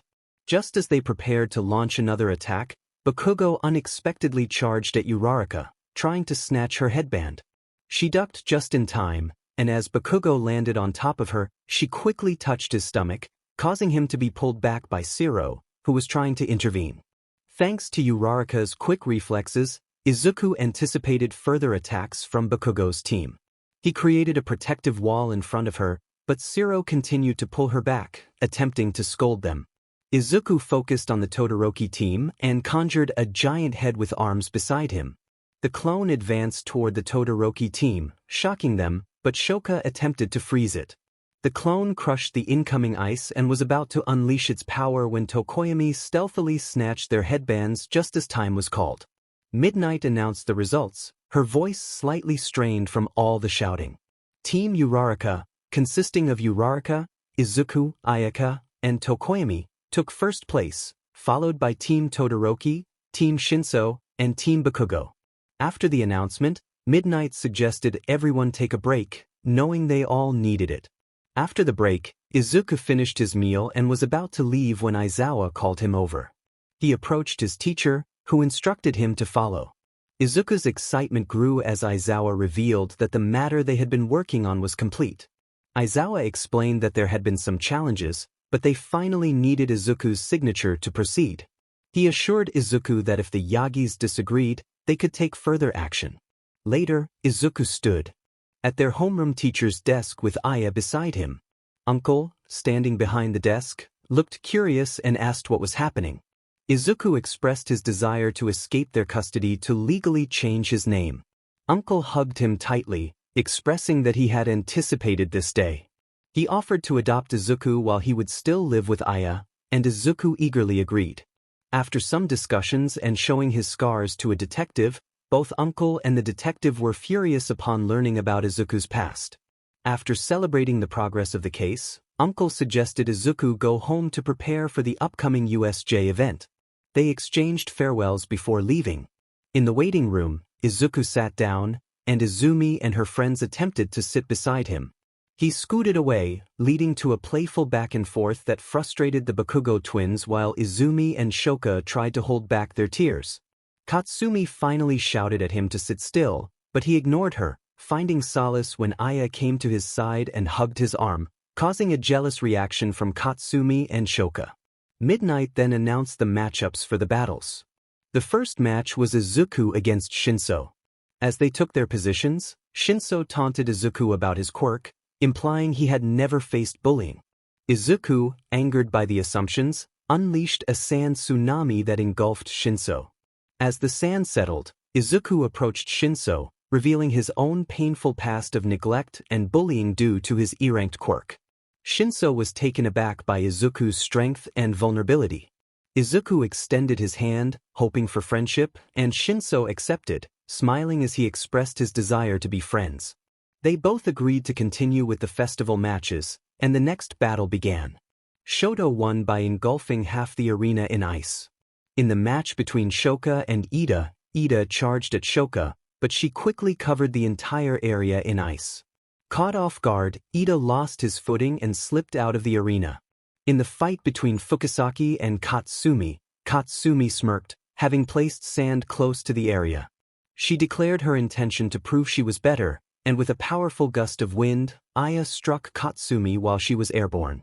Despite the attack, Katsumi shouted her signature move, and Bakugo watched, furious that Katsumi had revealed their strategy too soon. As the battle continued, Katsumi created a spiraling tornado. Aayaka, unfazed, summoned her own tornado, countering Katsumi's with a forceful current. The two tornadoes collided, creating a blast that cleared the smoke, revealing Aya had formed a protective tornado around herself. Impressed, I thought about how much Aya enjoyed using tornadoes when she approached me and gave me a quick peck on the cheek. In the match between Shiosaki and Ojiro, Shiosaki's hair transformed into vines that reached for Ojiro. He skillfully avoided them by jumping and sliding across the vines, despite sustaining some scratches. He reached Shiosaki and attempted a tail smash, but she evaded and ensnared him in her vines. In the contest between Denki and Mina, Denki unleashed a powerful electric discharge that caught Mina off guard, securing his victory. The matches continued with Katsuki against Uraraka and Tokoyami facing Yaoyorozu, both concluding in similar fashion. Midnight announced the end of the first round with excitement. After a brief intermission, Midnight revealed the matchups for the second round. Izuku against Shoto Todoroki, Fukusaki against Shoka Todoroki, Shiosaki against Kaminari, and Tokoyami against Katsuki Bakugo. As Izuku stood in the ring, hands in his pockets, he glanced at Shoto, who appeared annoyed. Midnight called for the start of their match, and Shoto stomped the ground, sending a wall of ice racing toward Izuku. However, Izuku remained still, allowing the sand he had prepared to shatter the ice. The sand then formed a fist that advanced toward Shoto. The fist destroyed any ice that came its way, and Izuku had additional sand ready in case Shoto adjusted his attacks. As the fist approached Shoto, he retreated and unleashed more ice, which was quickly destroyed by Izuku's sand. The ice trapping the fist shattered, revealing the sand swirling in a large sphere. Izuku raised his hand, causing the sphere to rise. He then slammed his hand down, sending the sphere crashing toward Shoto. Despite Shoto's attempts to defend himself with ice and fire, he was overwhelmed by the force of the sphere. When the dust settled, Shoto appeared on the verge of collapse, leading to Izuku's victory. In the match between Shoka and Aayaka, both competitors took their positions. When the signal was given, Shoka shot flames, but Aayaka countered with a powerful gust of wind that redirected the fire back toward Shoka. She quickly erected a small ice wall for protection. Shoka retaliated by launching 10 icicles, which Aayaka skillfully spun around herself for defense. As the icicles soared above Shoka's head, she unleashed a wave of fire to melt them. Aayaka used this opportunity to send Shoka out of the ring with a powerful gust of wind. The matches continued with Shiosaki against Kaminari and Tokoyami against Bakugo, both concluding similarly. Midnight announced the semi-finals, featuring Fukusaki against Izuku and Bakugo against Shiosaki. As Izuku entered the arena, he spotted his girlfriend and whispered that he wouldn't hold back. She replied with a playful challenge, and Midnight signaled the start of their match.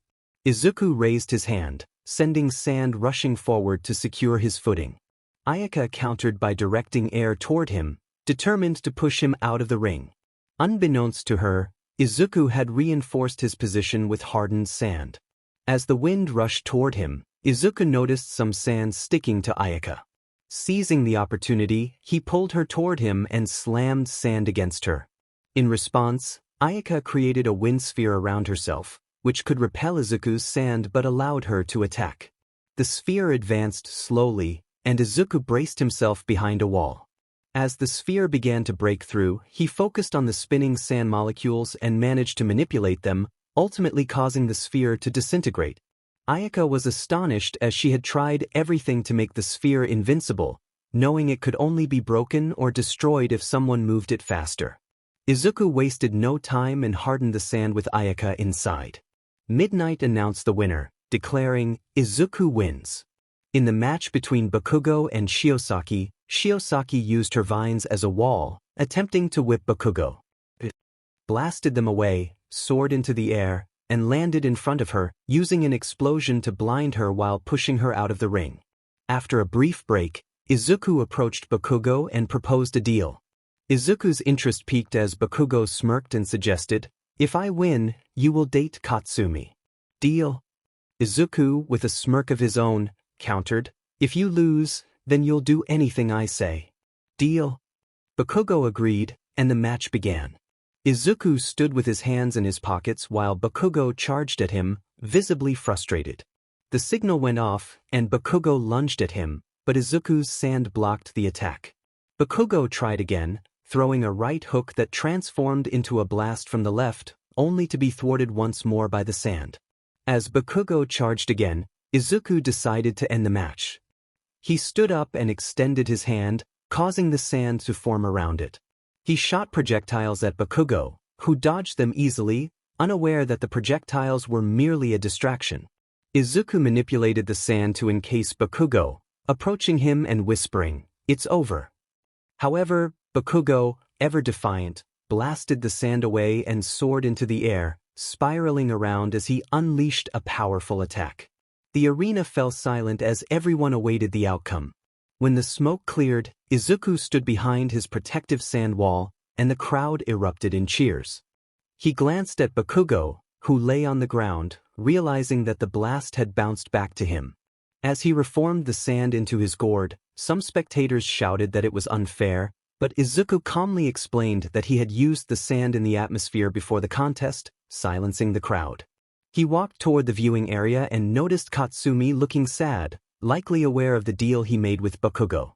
Aayaka approached him, asking what he had discussed with Bakugo before the match. Izuku casually mentioned their deal, explaining that if he won, Bakugo would do anything he said, and if Bakugo won, he would date Katsumi. Aayaka became angry, questioning what would have happened if he had lost.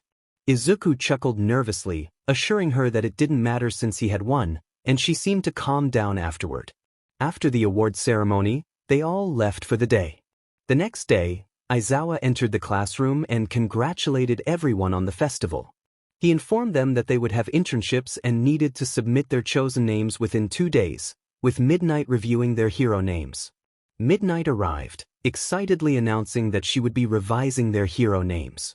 After several names were presented, Aayaka stepped up and declared, "Windsurfing hero, Kaze." Midnight enthusiastically approved. Izuku followed, showcasing his board and stating, "Self-loving demon, Gaara." Midnight appeared shocked and asked why he chose that name. Izuku explained that he had once felt unloved and had to comfort himself, to which she nodded slowly and approved. Returning to his seat, Izuku noticed tears in the eyes of the girls who had tormented him but chose to ignore them. Izumi presented her name, Telek Hero, Mido, while Katsumi struggled but finally managed to declare, Explosion Hero, Ground Zero. Shoka simply named herself Shoka. Izuku dozed off during the proceedings but was awakened by Aayaka, who prompted him to pay attention as Aizawa distributed internship papers. He was thrilled to find he had nearly 4 full pages of options and immediately began working on narrowing down his choices. After school, he went home, changed clothes, and had lunch before returning to his desk to continue his work. After some time, he had narrowed it down to 6 heroes he would consider: Empty Lady, Ryukyu, Kemui Woods, Best Jeanist, Edge Shot, and Mirko. As he rested, Aayaka entered and asked if he had selected anyone yet. He shook his head, and she revealed that she had an internship with Hawks, which excited him. She noticed his list and took a look, scratching out Empty Lady's name. Although he was about to object, he realized he had better options and thanked her, appreciating her help. He began to contemplate how he was focusing more on sand manipulation than physical combat. Although he was fit, he felt unprepared for hand-to-hand fighting. He decided that Mirko would be the best mentor for learning combat without relying on his quirk. Aayaka agreed after he explained his reasoning, and they spent the rest of the day as usual. The next chapter would focus on their internships and the challenges that awaited them, including the looming presence of Stain. As they walked to the train station, Izuku noticed something was off with Ida. He approached him, expressing his willingness to listen if Ida had any worries. Although they hadn't been very close, Izuku reassured Ida that he would always be there for his classmates. Ida nodded, and Izuku continued, advising him that revenge was not the answer, sharing that he had faced worse challenges. Ida looked surprised but nodded again, thanking Izuku for his support. Izuku then suggested that everyone call him Gaara, as it felt strange to hear his first name used so often. Afterward, Izuku approached his uncle to confirm their plans, and his uncle replied that they would proceed after Izuku returned from his internship, to which he agreed. Izawa, their teacher, instructed them to take their trains and wished them good luck before leaving. As they boarded the train, Izuku noticed Yagi had taken the same train. He was relieved that she hadn't noticed him. Upon reaching the station, Izuku waited for everyone to leave before he followed suit. To his surprise, Yagi was heading in the same direction. He dismissed it as a coincidence, but then she entered the same agency as him. When he walked in, Yagi looked shocked and exclaimed that she didn't expect to see him there. Izuku clarified that he was not her brother and confirmed he was there for the internships. Yagi reluctantly agreed to call him Gaara, and he felt a sense of relief. Mirko arrived shortly after, expressing her appreciation for punctuality. She led them to what appeared to be her office and inquired about their reasons for choosing the agency. Yagi spoke first, stating her desire to strengthen her quirk and improve her control over moving objects. Izuku followed, explaining that he wanted to enhance his physical combat skills without relying solely on sand. Mirko smirked and asked what weapon he wished to use. After a moment of hesitation, he chose a kunai, and she threw one at him, which his sand caught. He inspected the weapon, curious about its significance. Encouraged him to train with the kunai, emphasizing its usefulness. Izuku asked how they would proceed, and she handed him a grip-strengthening machine, confident he knew how to use it. He achieved a score of 100 kilograms, which Mirko seemed satisfied with. They then worked with Yagi, who managed a score of. Mirko announced that they would train Yagi until she reached 90, then motioned for Izuku to follow her, leaving Yagi in the care of a sidekick. As Izuku turned a corner, Mirko suddenly jumped at him to kick, but he blocked it with his sand.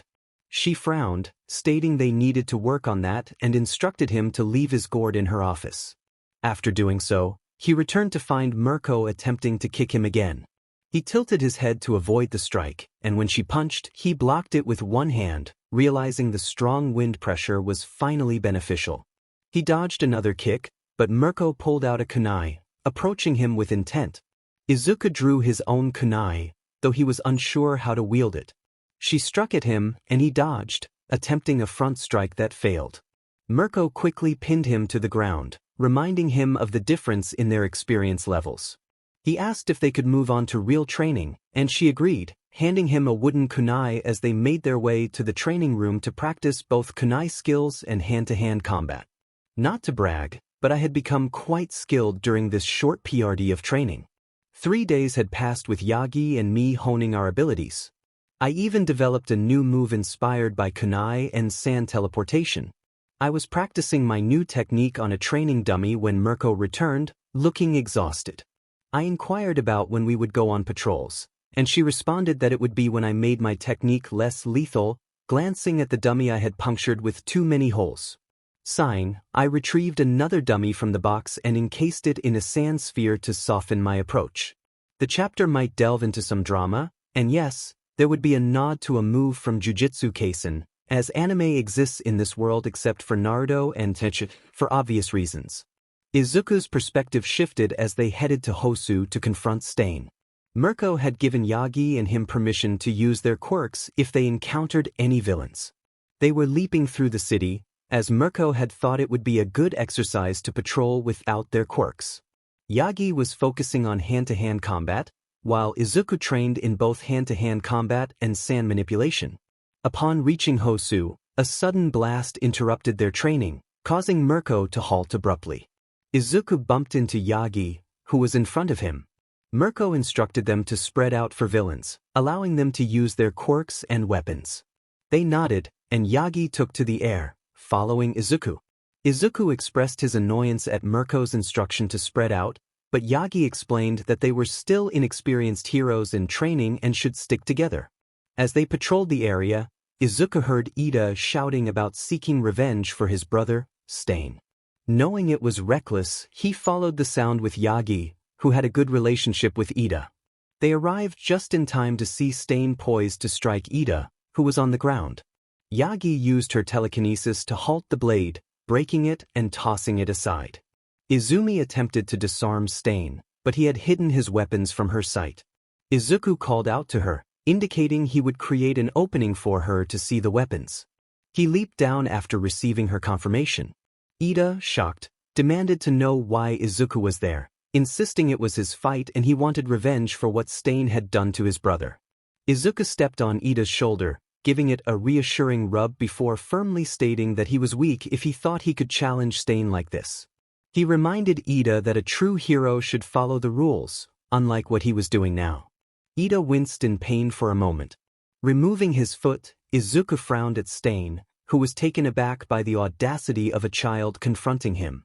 Stain remarked that he sensed Izuku was a true hero, unlike the others, and offered to let him go if he left Ida and a nearby injured man behind. Izuku extended his hand, invoking his technique, and the sand shifted to encase Izumi, allowing her to access the weapons. Once the sand settled, Izuku smirked. Stain, bewildered, questioned what was happening. Izuku explained that it was a move he had somewhat copied from a new anime, suggesting Stain should watch it if he ever got the chance in prison.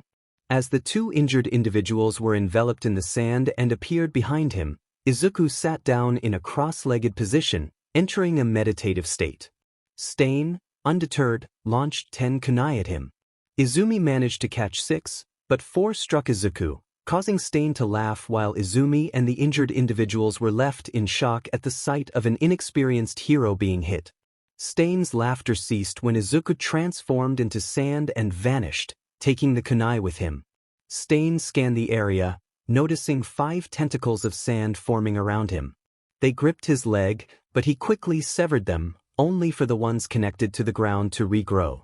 Stain realized that Izuku needed most of his sand anchored to the ground to control it, which sparked an idea in him. Stain jumped onto a box, but it began to sink into the sand, forcing him to leap off. Just before he hit the ground, a kunai emerged from a wall, aimed at him. He drew his sword and deflected it. Meanwhile, Izuku's face emerged from the wall, urging Izumi to use her quirk. After a moment of shock, she complied, disarming Stain of his sword and kunai, sending them into the sand. The sand also attempted to restrain Ida, who was stubbornly trying to move. Stain leaped toward Izumi but was blocked by sand once more.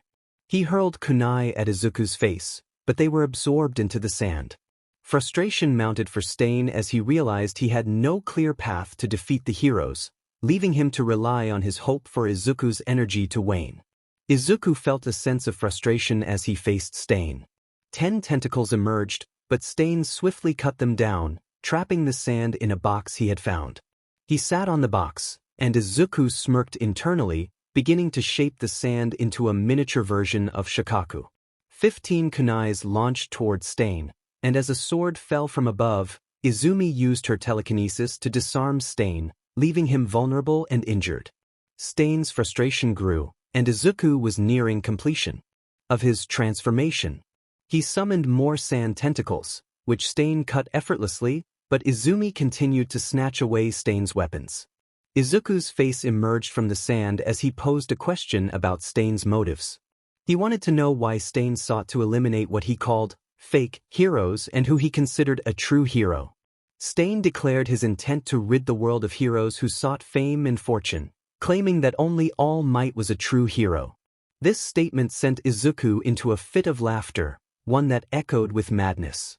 Stain, taken aback, demanded to know what was so funny. Izuku responded with a wild laugh, revealing that he was All Might's child. Stain's shock deepened as Izuku continued, explaining how he had been neglected for years due to his perceived weak quirk. The revelation that his idol was not the hero he believed sent Stain into disbelief. Regaining his composure, Izuku asserted that there were many true heroes if one chose to look for them. He named Eraserhead and Edgeshot as examples, along with Ryukyu and Mirko as strong female heroes. He urged Stain not to include All Might or Endeavor among them, insisting they were driven by power rather than genuine heroism. Stain frowned, and Izuku shared his own experiences of neglect, emphasizing that he was now in control of his own world. Later, Izuku woke up to blinding white light in a hospital room. As memories flooded back, he recalled his encounter with Stain. He lifted his head, wincing from the pain, realizing the toll it had taken on him. A plate of omelette beside him caught his attention, and he began to eat, savoring the meal. The door opened, revealing a nurse who informed him that she was glad he was awake and thanked him for detaining Stain. She mentioned that his girlfriend was waiting outside, but he had been denied visitors until the police chief could speak with him. The police chief, Kenji Tsuragami, introduced himself in a gruff voice, and Izuku nodded for him to continue. Another officer, Tsukachi, entered, and Izuku recognized him from his adoption case. After a brief exchange, the chief expressed gratitude for Izuku's actions against Stain, clarifying that he had no need to scold him since Mirko had given permission for his actions. Tsukachi then asked Izuku some questions about Stain, and after answering, Izuku requested a moment. Tsukachi paused, revealing that while Izuku was unconscious, his custody had been transferred to Aizawa, making him legally Izuku Aizawa now. This news brought a sense of relief, and Izuku settled back on the bed as he awaited the doctor. Once cleared to leave, he teleported home, the remaining sand following him. Uncle Zoa was awake and eating on the couch. Izuku approached him, placing a hand on his shoulder, causing Zawa to flinch before relaxing and embracing him. This moment felt like a true fatherly hug, and Izuku cherished it. Zawa then asked what Izuku had been thinking during the encounter with Stain. Izuku took a step back, hands raised defensively, explaining that it had been a moment of urgency as Ida was under attack. Zawa sighed, understanding but still concerned. He then inquired about Izuku's girlfriend, to which Izuku looked down, admitting that she might not be pleased. Determined to make things right, Izuku declared he would get pizza and udon for her before rushing out. Upon returning, he found Aya waiting for him, her eyes obscured by shadows, making him nervous. He stuttered, suggesting they eat first before discussing whatever was on her mind. They didn't want it to get cold. She huffed and then nodded, and he sighed in relief, wondering what was going on with her. He ate the food slowly with Aizawa, who seemed to be trying to help him, while Aya waited for him in their room. Aizawa patted him on the shoulder and offered a light-hearted prayer, wishing for mercy from both God and his girlfriend. Before facing Aya's potential anger, he asked a question about their new relationship. He wondered what he should call Aizawa now that he had legally adopted him. Aizawa smiled genuinely and suggested that he could call him whatever he wanted, even son. With a smirk, he thanked him and went inside, only to find Aya in tears. He was taken aback, confused by her sudden shift in emotions. She had gone from angry to crying, and he couldn't understand what was happening. She apologized, and he felt a wave of uneasiness wash over him. What was she apologizing for? Was this a trick? Would she lash out if he approached her? But her tears seemed genuine, and he doubted she would resort to such tactics. Maybe he should comfort her through whatever turmoil she was experiencing. After a brief internal debate, he rushed over to her, wrapping his arms around her and rubbing her back as she sobbed against his chest. He tried to use the most soothing voice he could muster, sensing that she needed it, and asked her what was wrong. After a while of gentle shushing, she finally managed to say that she was PRNT. What? The class erupted in surprise. How? Why? Can you even do this? Aizawa activated his quirk, signaling for everyone to quiet down, and they complied. He explained that Izumi Yagi, Shoto Todoroki, Shoka Todoroki, Katsumi Bakugo, and Katsuki Bakugo had engaged in unacceptable behavior according to UA's standards. They were given a chance to redeem themselves, completing therapy and around 300 hours of community service. However, Katsuki Bakugo did not change his reckless behavior and was blacklisted from becoming a hero. As he was now a legal adult, he faced a 2-month prison sentence. The class fell silent at the news, with the 4 individuals involved looking particularly affected, including the narrator. It seemed they were aware of the consequences and had genuinely worked to improve themselves. Denki was about to speak, but Uncle interrupted, mentioning the severity of the situation. He called for Gaara to come forward. Reluctantly, Gaara stepped up and removed his shirt, revealing scars that drew gasps from the girls and left the boys mostly unfazed due to their shared experiences. Kirishima questioned why Gaara was showing his scars, assuming they were from training. Uncle gave Gaara a knowing look, and Gaara offered a nervous smile. Uncle clarified that the scars were a result of 10 years of bullying from Katsumi and Shoto, with Izumi and Shoka contributing more mentally than physically. The class gasped and glared at the 4, who hung their heads in shame. Gaara urged them not to take drastic actions against them. And the 4 looked up, surprised. He added that he was not forgiving them just yet and that they still had to earn it, giving them a slight glare that made them shiver. They nodded, some of them on the verge of tears, except for Shoto, who seemed hopeful. Gaara put his shirt back on, feeling the girls' gazes on him, and smirked, suggesting that if they wanted something from him, they would have to go through Aayaka first.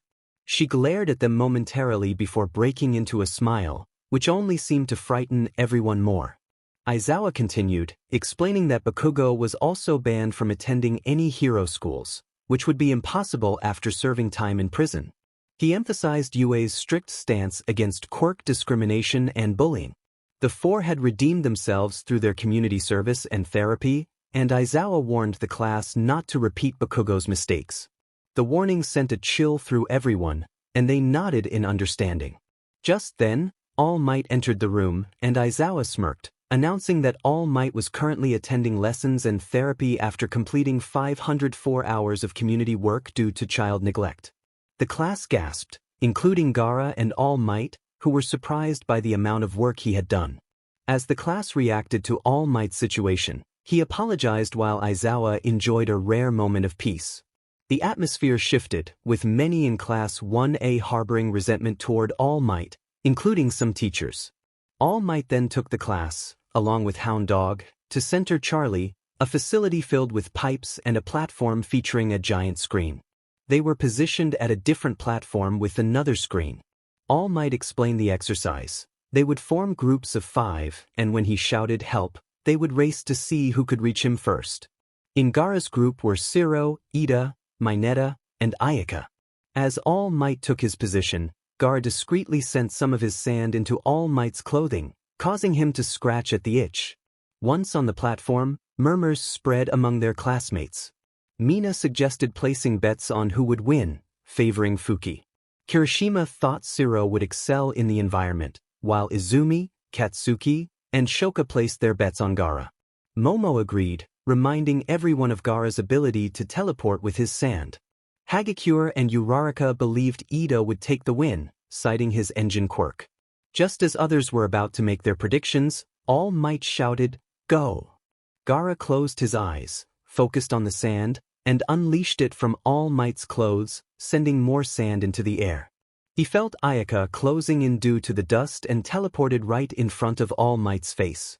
All Might jokingly punched him, and Gaara transformed his sand into a mock representation of blood and organs, blasting away as he scattered the sand. From above, Gaara observed the chaos, noting All Might's shocked expression. He had left just enough of his sand form visible for recognition. The class was stunned, and Aayaka rushed forward, prompting Gaara to quickly revert to his human form. All Might's eyes widened as Gaara awkwardly greeted him, claiming he had reached first while playfully threatening him with a sand sword to emphasize his point. All Might stuttered a hesitant agreement, taking what felt like an eternity to respond. Izuku was walking home from school, enjoying a typical stroll. He chose to walk instead of taking the bus, wanting some exercise since UA was a kilometer away from his and Aya's home.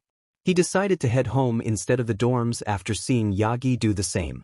They could stay home until the next school day, and he wanted to train at the private beach, bringing along futons and snacks. As he walked beside Aya, She rambled on about something, but he wasn't paying much attention until he suddenly felt nauseous. He hadn't eaten anything bad, but the sensation hit him hard, and before he knew it, he was covered in what he thought was vomit. Once the vomit cleared, he found himself in a dark place, unable to see anything around him. A voice echoed through the air, announcing its presence. It was a deep voice that resonated, "Nice to finally meet you, Gaara." A sense of unease washed over him, and he felt a warning from within. He needed to be on guard. "Who are you and what do you want?" he demanded, his voice firm. The voice responded with a chuckle, "I am all for one, and I am looking for someone good-hearted." Gaara frowned, skepticism evident on his face. "Why someone good-hearted? Why not your successor?" The voice found amusement in his words. "Nice name, but you see, I wasn't always bad. My quirk allows me to give and take quirks. However, I learned the hard way that my hunger for quirks only grew. You know how alcoholics need their drink to survive? I'm like that. I need quirks to survive, or I perish. My cravings led me to become what I am today. I can't excuse my crimes, nor can I fathom the pain I've caused others. So, I want to help in any way I can, and right now, you are my best candidate." Gaara felt a strange sense of truth in the voice's words, as if Shikaku had conveyed something important. He had one final question. "Why me? You have faced hardships and emerged stronger. You found love, who is likely worried about you right now, which proves my point. You, my boy, are destined to be a great hero. Even if you don't use the quirk, please accept it.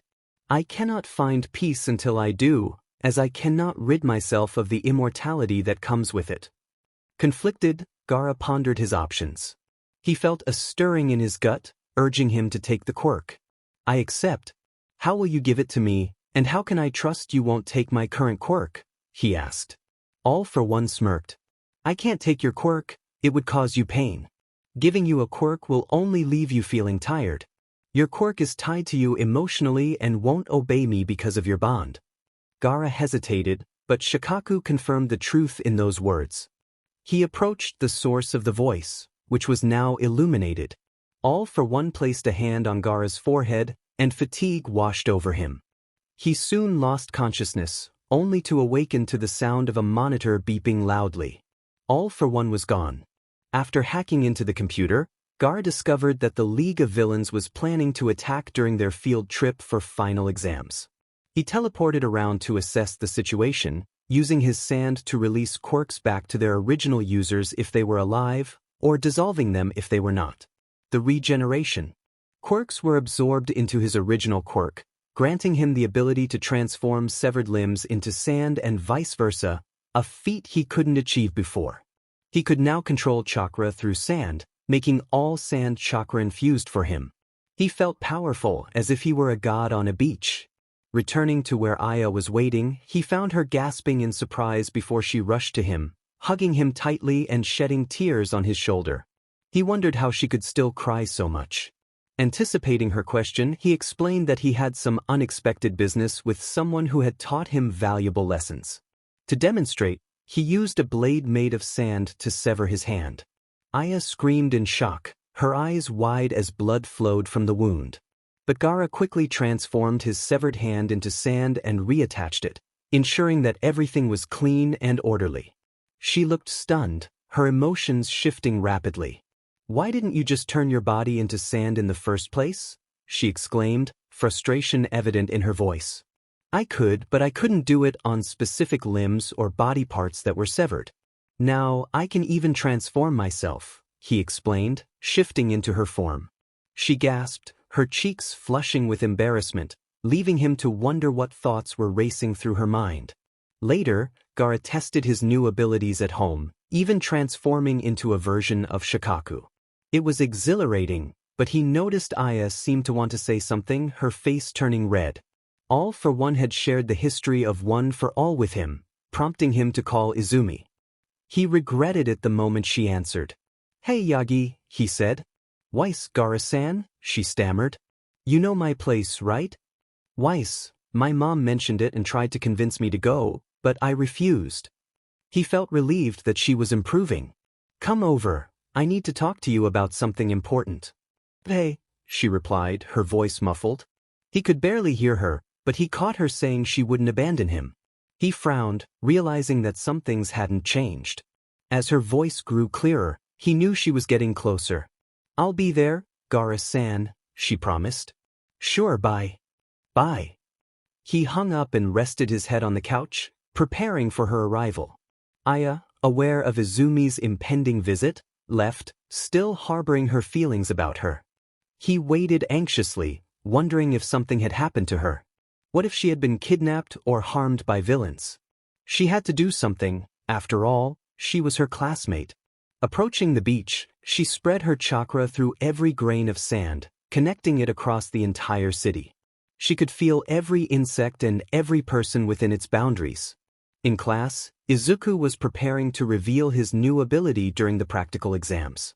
Aizawa entered with a mischievous grin, causing unease among the students. He announced that one more student was to be expelled, prompting gasps from the class. Everyone's eyes turned to the usual troublemakers, but Aizawa called out Izuku's name instead, leaving everyone in shock, including Izuku himself. Aizawa continued, instructing Izuku to inform the principal that the expulsion would be finalized after he announced the name. With a sigh, he declared Minoru Mineta's expulsion, which sent Mineta into a frenzy of tears and protests. In a chaotic moment, he attempted to approach Uraraka, but Izuku intervened with a small air blast that accidentally pushed Mineta into Bakugo, leading to a humorous yet exaggerated outcome. After the unexpected events, Aizawa instructed the class to follow him to the exam center. They changed into their hero costumes, and Izuku had modified his outfit for better comfort and mobility. The teachers paired up with students for the matches, and Izuku was eager to showcase his abilities. As the match began, Izuku devised a plan with his partner, Shoka. They took to the rooftops, waiting for the right moment. All Might, searching for them, was momentarily distracted when Shoka created an ice slide to cover him.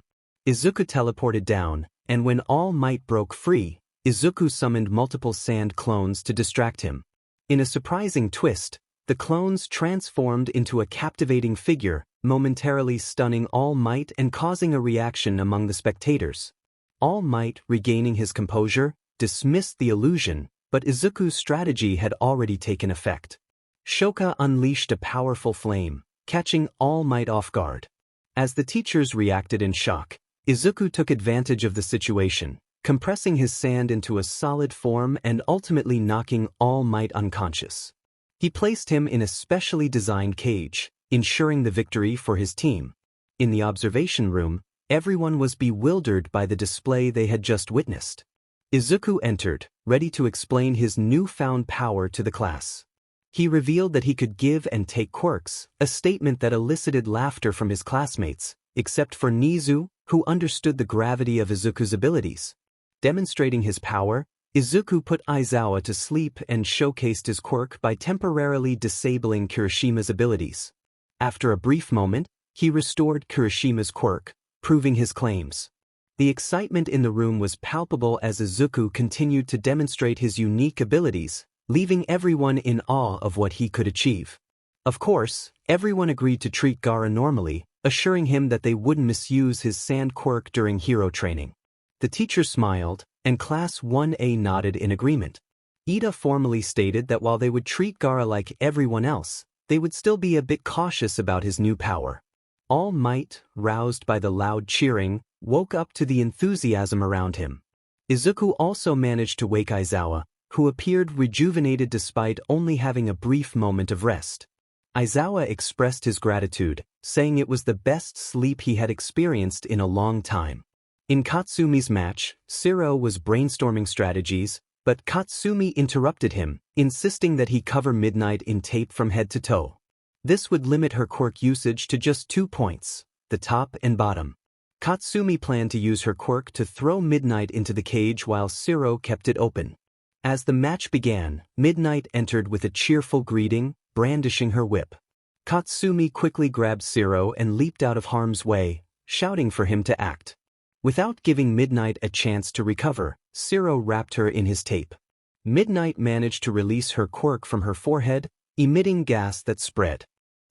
Katsumi attempted to shield them with explosive air pressure, but Midnight escaped, taunting them about their inexperience.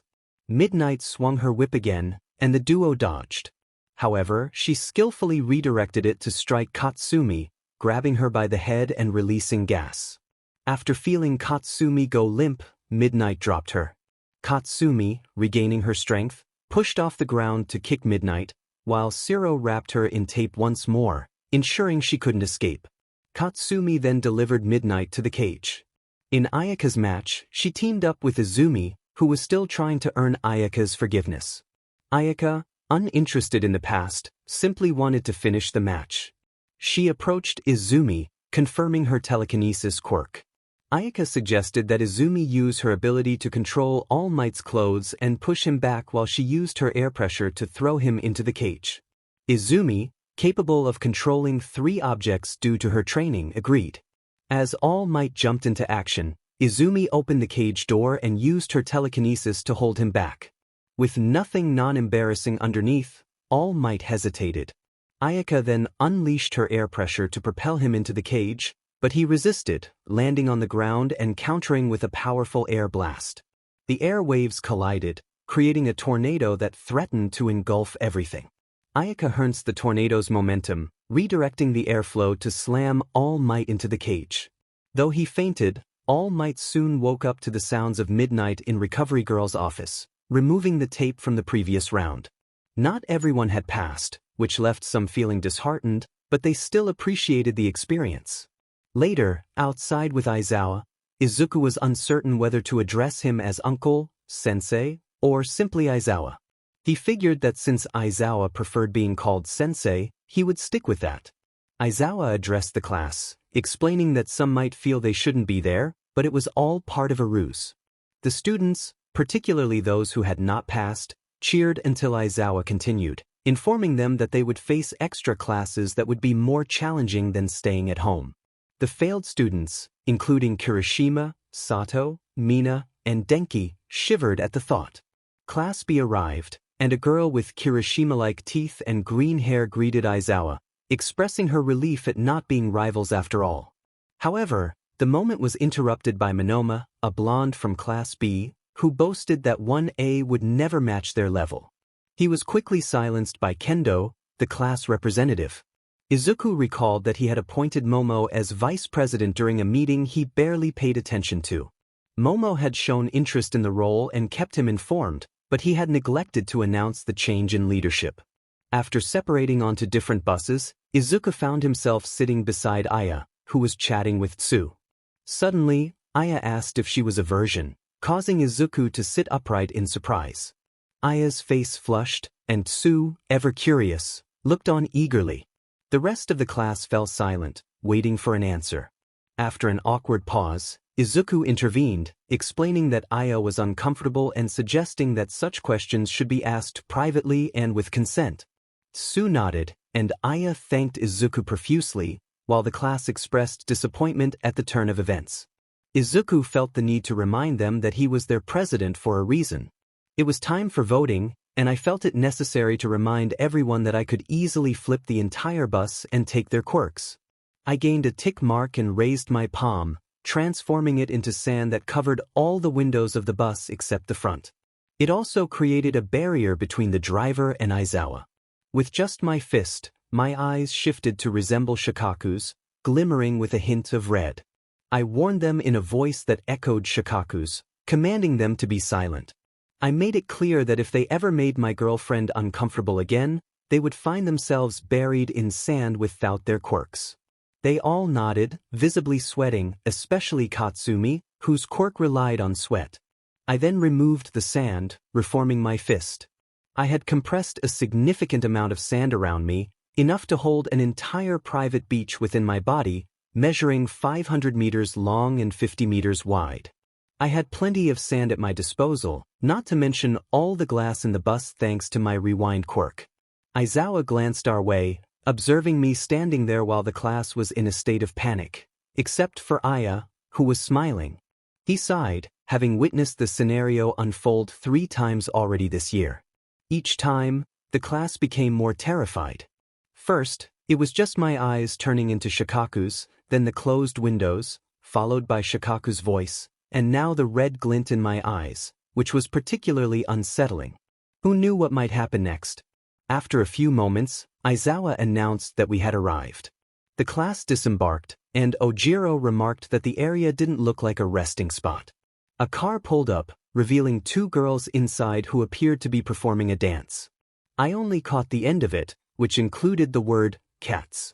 I didn't need to know more, as Aya excitedly informed us that they were the Wild Wild Pussycats, a group established long before we were born and known for their extensive experience. The blonde of the two girls seemed displeased with Aya's comment and attempted to hit her on the head. I intervened with an air shot from my finger, having honed my accuracy with it. I discovered that I could stretch my arms as much as I wanted since I was made of sand, allowing me to shoot a powerful gust of air. The blonde pouted and called out that I was cute, to which I replied, devoid of emotion, that I was taken. I had been struggling with insomnia lately and was eager to practice my 3 new quirks. She pouted again and asked who I was with, and Aya cheerfully declared that she was the one. With a sigh, we continued onward. I sensed this was a distraction and started walking toward the railing. The brunette of the 2 older women commented that I seemed to have the right idea. The others were confused until I turned back to see them running, except for Aya, who took to the air to avoid the impending chaos. I jumped down, momentarily transforming into sand that covered the road leading to the camp house before reverting back to my original form. I watched as my classmates tumbled down, catching them in my sand to soften their falls. Kirishima thanked me when I released them, and they pretended to be injured. As I began walking toward the camp, a female voice, likely the blondes, warned everyone to make it through the beast forest before noon or risk missing dinner. The class wore shocked expressions and began discussing their options when Denki cheered that there was nothing to worry about because I was there. Laughter erupted among the class, but I informed them that this was practice for a reason. I intended to go my own way and would not assist anyone, not even Aayaka, so they should do as they pleased. It seemed they decided to plead with me, while Aya chose to follow my lead. I used a bit of my sand to teleport ahead, arriving at the destination before even the teachers and the child they had with them. When they arrived, the 2 older women and the child were taken aback. Aizawa explained that I had used sand teleportation since I was made of sand. I transformed my hand into a blade and cut off a finger, which turned into a pile of sand large enough to cover the child and one of the women. I addressed their shocked expressions, explaining that I had enough sand within me to equal an entire beach. Their eyes widened in disbelief, and the child shot me a glare that was somewhat endearing. I returned the glare, devoid of Shikaku's eyes or darkness, but with a red glint. He shivered and I smiled slightly, warning him not to test me. The blonde asked what I could do that was better, claiming dibs on me for the night with a curious look. I frowned and encased her in a sand dome, allowing only a few beams of light to filter through small holes. I made my face visible within the dome and glared at her, asserting that no one could claim dibs on me except Aayaka Fukasaki.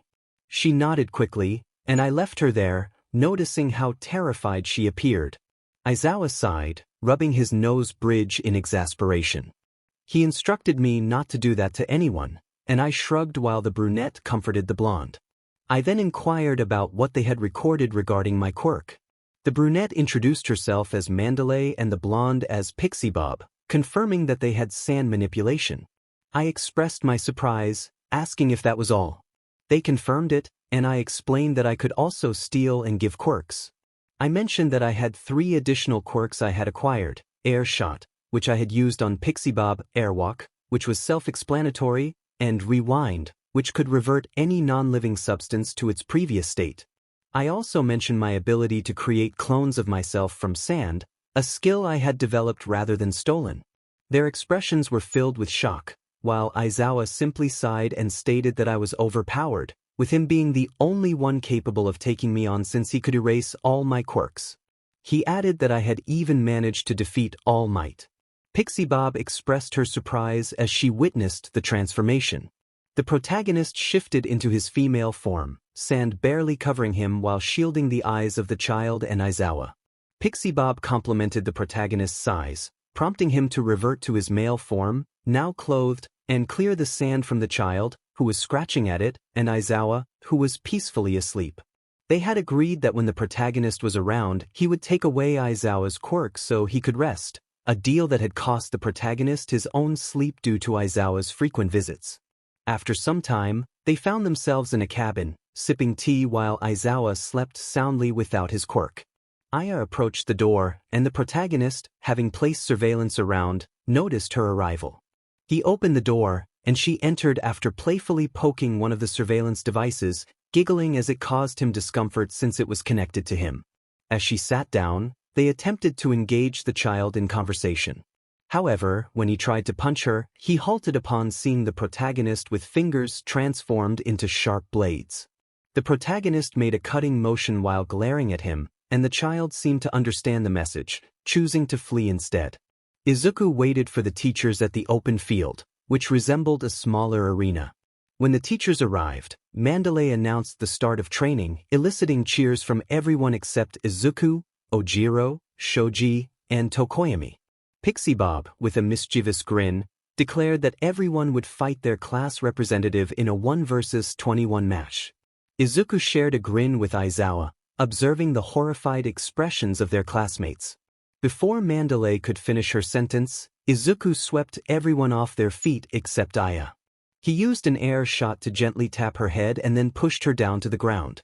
Afterward, he asked what he should do next, leaving everyone stunned except Aizawa, who instructed him to take the day off with the child and to take him somewhere fun. Izuku nodded and headed to the child's room, knocking on the door. The child shouted, asking who it was, and upon entering, Izuku found him engrossed in his tablet.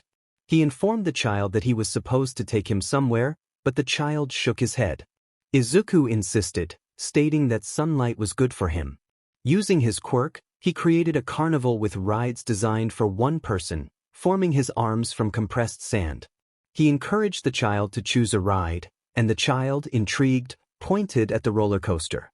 Izuku adjusted the track, and it appeared before him. He asked the child what speed he preferred, small, mild, or fast. The child smirked, starting to say, fast, but Izuku cut him off by launching the roller coaster at a thrilling speed. After the exhilarating ride, the child appeared dizzy, and Izuku chuckled as the child pointed to the next attraction, bumper cars. Izuku controlled 4 cars, placing the child in one, and they spent the day playing together. He learned the child's name was Koda. As the day came to a close, Koda, now tired, rode a sand horse created by Izuku, smiling widely. Izuku took the opportunity to ask Koda why he harbored hatred towards heroes. The child's expression darkened as he recounted his experiences with the water hoses and muscular.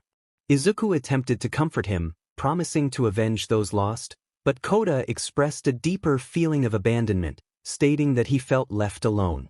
Izuku reassured him that heroes loved him like any parent would, explaining that they made difficult choices to protect others, even at the cost of their own lives. He emphasized that heroes select the better option, saving more lives even when faced with impossible choices. Koda listened thoughtfully, and Izuku closed the surveillance he had been maintaining on Class 1A. He arrived at the training area, observing Kirishima and Ojiro sparring, while Dark Shadow's voice echoed through the cave. He witnessed Todoroki manipulating water with his unique quirk amidst the chaos. With a happy Koda by his side, he returned home and informed Mandalay of their conversation. She expressed her gratitude, and he waved it off before heading to the training area, where he found his classmates exhausted and sprawled on the ground. Denki questioned why the class representative was not training, and Mina echoed his sentiment. Izuku shot them a glare, but Aizawa interjected, reminding them of the first lesson taught at UA. There is no countdown in battle, and one must always be prepared. He explained that Izuku had trained diligently every day, honing his quirk for years, which allowed him to be flexible and experienced in battle. The class looked at Izuku in shock, except for Aya, who remained silent. I decided to share my secret with Class 1A. I had all the ways they could upgrade their quirks, and if anyone needed guidance, I would be in my room from 2 p.m. to 5 p.m., with each student getting half an hour. Their eyes sparkled with excitement, and they nodded eagerly. I then headed to help Mandalay prepare dinner with Pixie Bob. As I walked down the hallway of the camp, I suddenly heard crying. It didn't sound like Koda, his sobs were different. This was full-on crying. I moved closer to the noise and when I stepped out, I was met with an unexpected sight: babies. Aizawa was squinting, clearly frustrated, and in his arms was a baby Katsumi, who looked at me and giggled, calling out to me. Aizawa glanced back, and since I had too much sand stored to escape, I stood there. He looked relieved and handed me the baby, stating that I was in charge of the kids while they were at their usual training spots. This meant they were all alone and likely crying. I quickly spread out about 30 sand clones, and they began bringing the kids to me one by one. As they arrived, I felt overwhelmed. I couldn't manage this many kids. Aya looked incredibly cute, and I took some photos to use for future favors. I made sure to take them one by one to avoid losing my chance to blackmail the others. Sue approached and tugged at my shirt. Knowing I needed to be gentle, I put on my best smile and looked down at her, asking what she needed. She tilted her head and requested that I call her Tsuten. I hesitated but eventually agreed, and she smiled brightly. Uraraka floated above, excitedly announcing that she was flying. I used my sand to gently hold her in place, warning her that she might get motion sickness if she kept using her quirk. She nodded and complied, removing her quirk's effect. Ida then approached, questioning why we were inside a fenced area. I explained that it was to keep them safe from wandering off into the forest, where wild animals could be lurking. Just then, I noticed Denki too close to Mina, who looked on the verge of tears. I adjusted the fence's height and crouched down to move Denki away, advising him to recognize when a girl wasn't interested in talking. He seemed surprised but nodded quickly and moved away. Mina then exclaimed that she would never be a bride, and I comforted her, assuring her that she was a very pretty girl and would find someone. She then asked if, when she grew up, she could be my bride. I was taken aback and didn't know how to respond, but Aya came to my rescue, asking if I could pet her too. I smiled and petted her head, and just then, the last 2 clones arrived with the Todoroki twins. Only Ojiro remained. I connected with one of my clones and sighed, realizing he was right behind me. I thanked the clone and turned to Shoka, who asked if it was really me.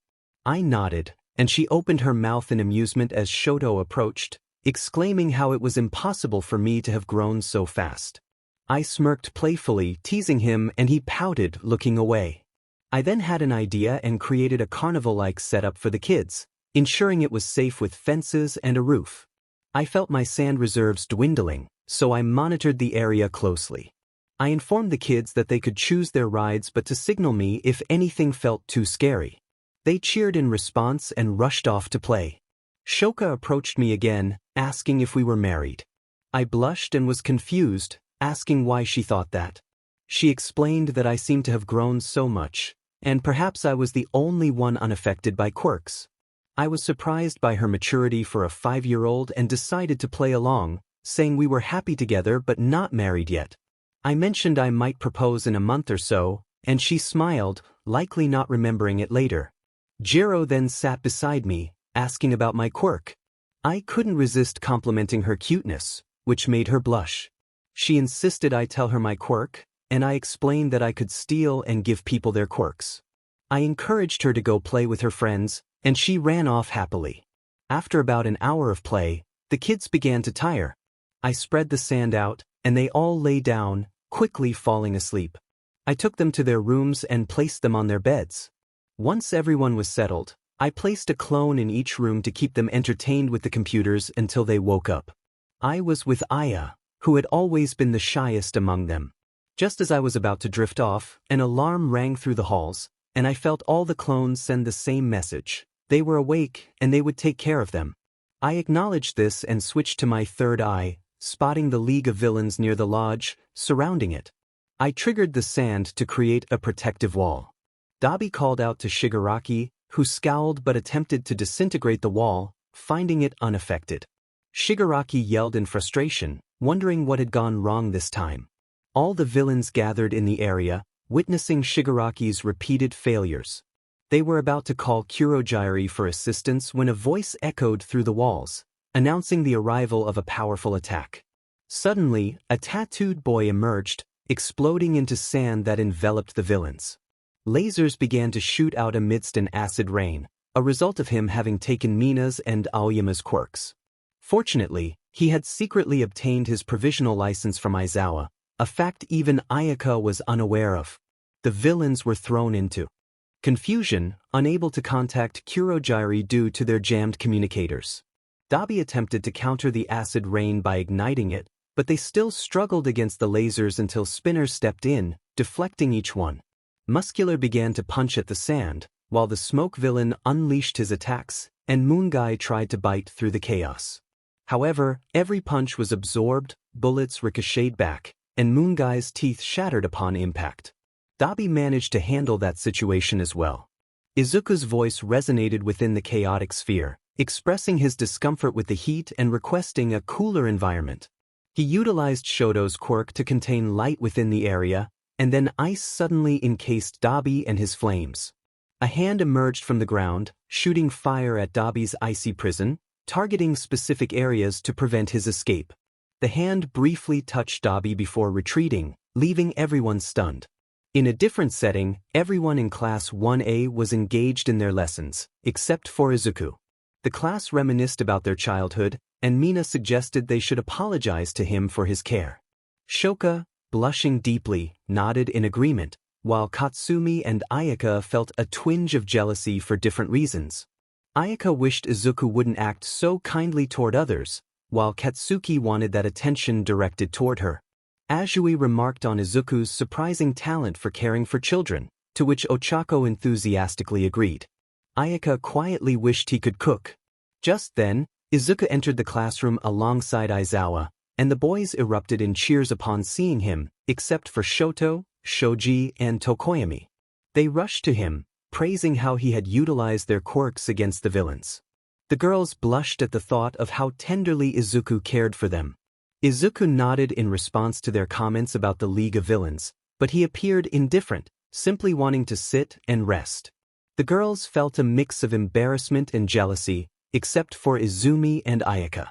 As Izuku took his seat, Aayaka leaned in and kissed him, causing the other girls to pout, while Izumi and Momo remained unfazed.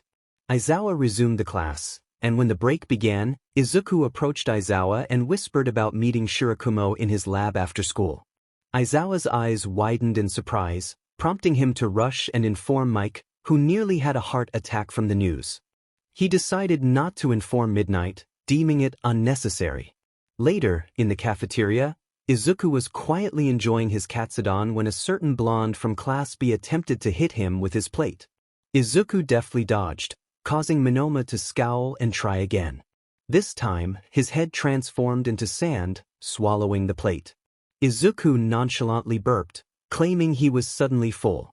Minoma's eye twitched as he realized Izuku was oblivious to the chaos he had just caused.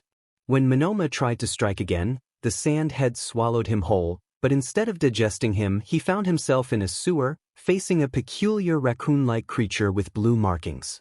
Outside, Kendo witnessed Minoma's predicament and gasped, making her way to Izuku. After Minoma was completely consumed, Izuku remarked to Aayaka about the unpleasant taste in his mouth.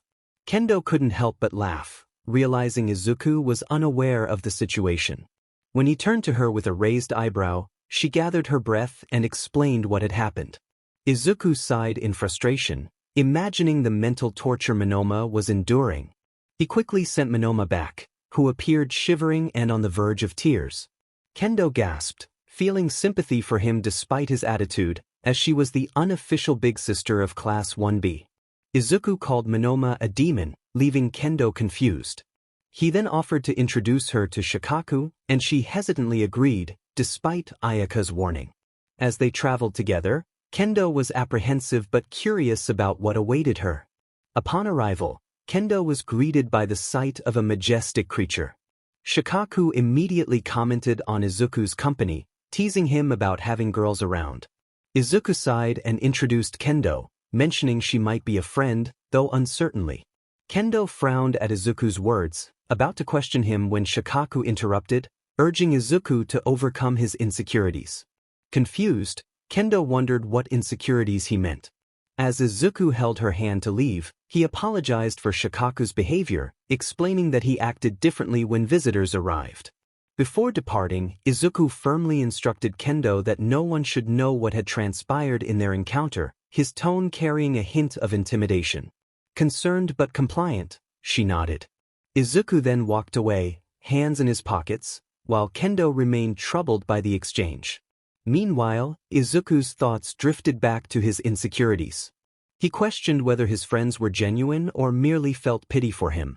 He wondered if the Yagis, Todorokis, and Bakugo truly liked him or were just pretending. Izuku's thoughts were racing as he made his way to the lab after school. Upon entering, he found Kurogyari preparing some drinks. He greeted him, and Kurogyari responded in kind. Izuku noted that Kurogyari still hadn't returned fully, prompting him to comment on the situation.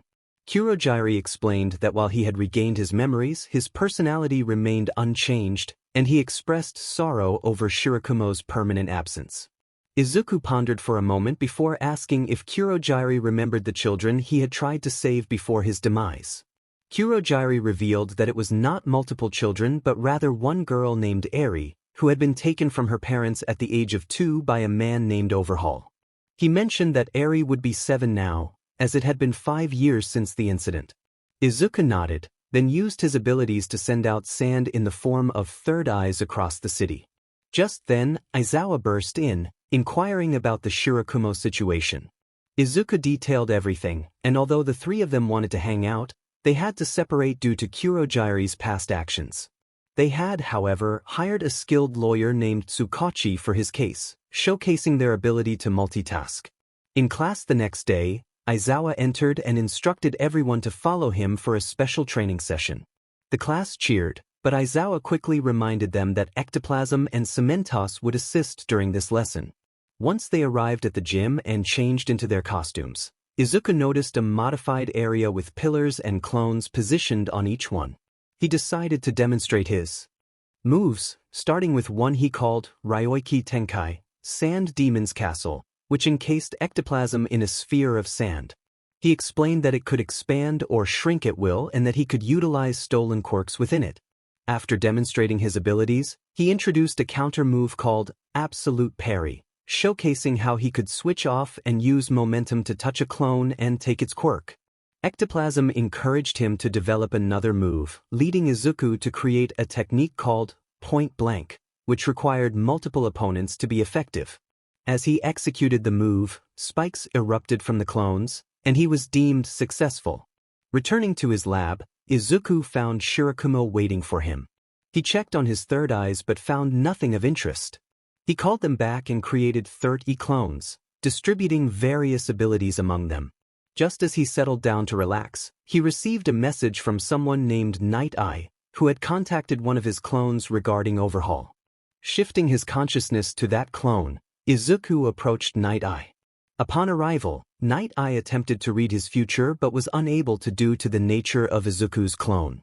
Izuku introduced himself and explained his investigation into Overhaul, mentioning Eri's captivity. Night Eye listened intently, confirming that he was also gathering evidence against Overhaul and that they had enough information to conduct a raid. If Overhaul was indeed abusing Eri, he would face significant consequences. After their discussion, Izuku returned to his original body and stood up, noticing everyone in the kitchen looking exhausted. He smirked and asked if they wanted food, to which they eagerly responded. He began preparing katsudon, following Aya's instructions, and served it using sand. The group devoured the meal as if they hadn't eaten in days, eventually passing out, except for Shoka and Izumi. As Izuku washed the dishes, Izumi approached him, asking about his earlier activities. He shared that he had perfected 3 super moves, including Ryoiki Tenkai and Absolute Parry, while keeping some details to himself. She nodded and started to leave, but he called out to her, prompting her to turn back. Izuku felt a mixture of confusion and concern as he approached the girl who had approached him with a bright expression. He asked if she needed help, and she responded that she thought he could assist her since he was a guy. This made him wary and he inquired further about her issue. The girl touched him lightly before leaving, saying something about it being resolved in a day. He raised an eyebrow at her cryptic words but continued on his way.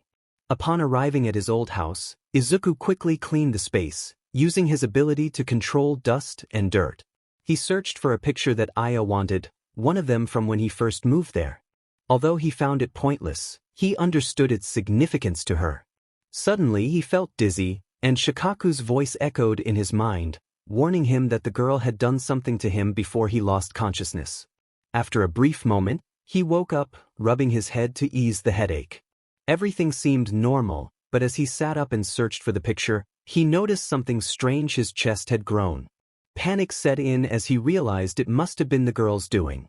He quickly pocketed the picture and headed to a mirror to assess his appearance. To his surprise, he found himself looking quite attractive, with his dark green hair framing his face. His clothes had somehow adjusted to fit him better, which only added to his frustration. He knew he would have to face Mineta and Denki soon. As he entered the dorms, he observed Mina and Uraraka on the couch, engrossed in a romance movie, while Sato, Shoji, and Tokoyami were in the kitchen preparing breakfast. Suddenly, he felt a hand on his shoulder, causing him to jump in surprise. He turned to see Aya, who playfully pushed him against the wall. She recognized him and expressed her disbelief at his reaction. Embarrassed, he nodded and she teased him about his shriek. She informed him that they had class in half an hour, which made him realize he needed to figure out his next steps. With class approaching, he considered his options, either stay in his dorm and feign illness or go to school and ask Momo to make him new clothes, promising her pancakes in return. Ultimately, he chose to visit Momo, knowing Aya would accompany him. They used his sand to climb to her dorm window and knocked. Momo shrieked in surprise when she opened the curtains but welcomed them inside. As Momo took his measurements, he felt a strange sensation when she touched his chest, causing him to blush. Momo noted his sensitivity, and they engaged in small talk, which was unusual for him but felt natural in this situation. After she finished making his clothes, he awkwardly donned the girl's attire and decided to sneak into class through the windows to avoid drawing attention. Once in class, he rested his head on the desk and drifted off to sleep. He was jolted awake by a tingling sensation, only to find Mineta nearby. Anger surged through him, and he glared at Mineta, ready to confront him about his inappropriate behavior. He looked at Gaara with hearts in his eyes, making her feel uncomfortable. She leaned away with a disgusted expression and then flipped him upside down, hanging him from the roof.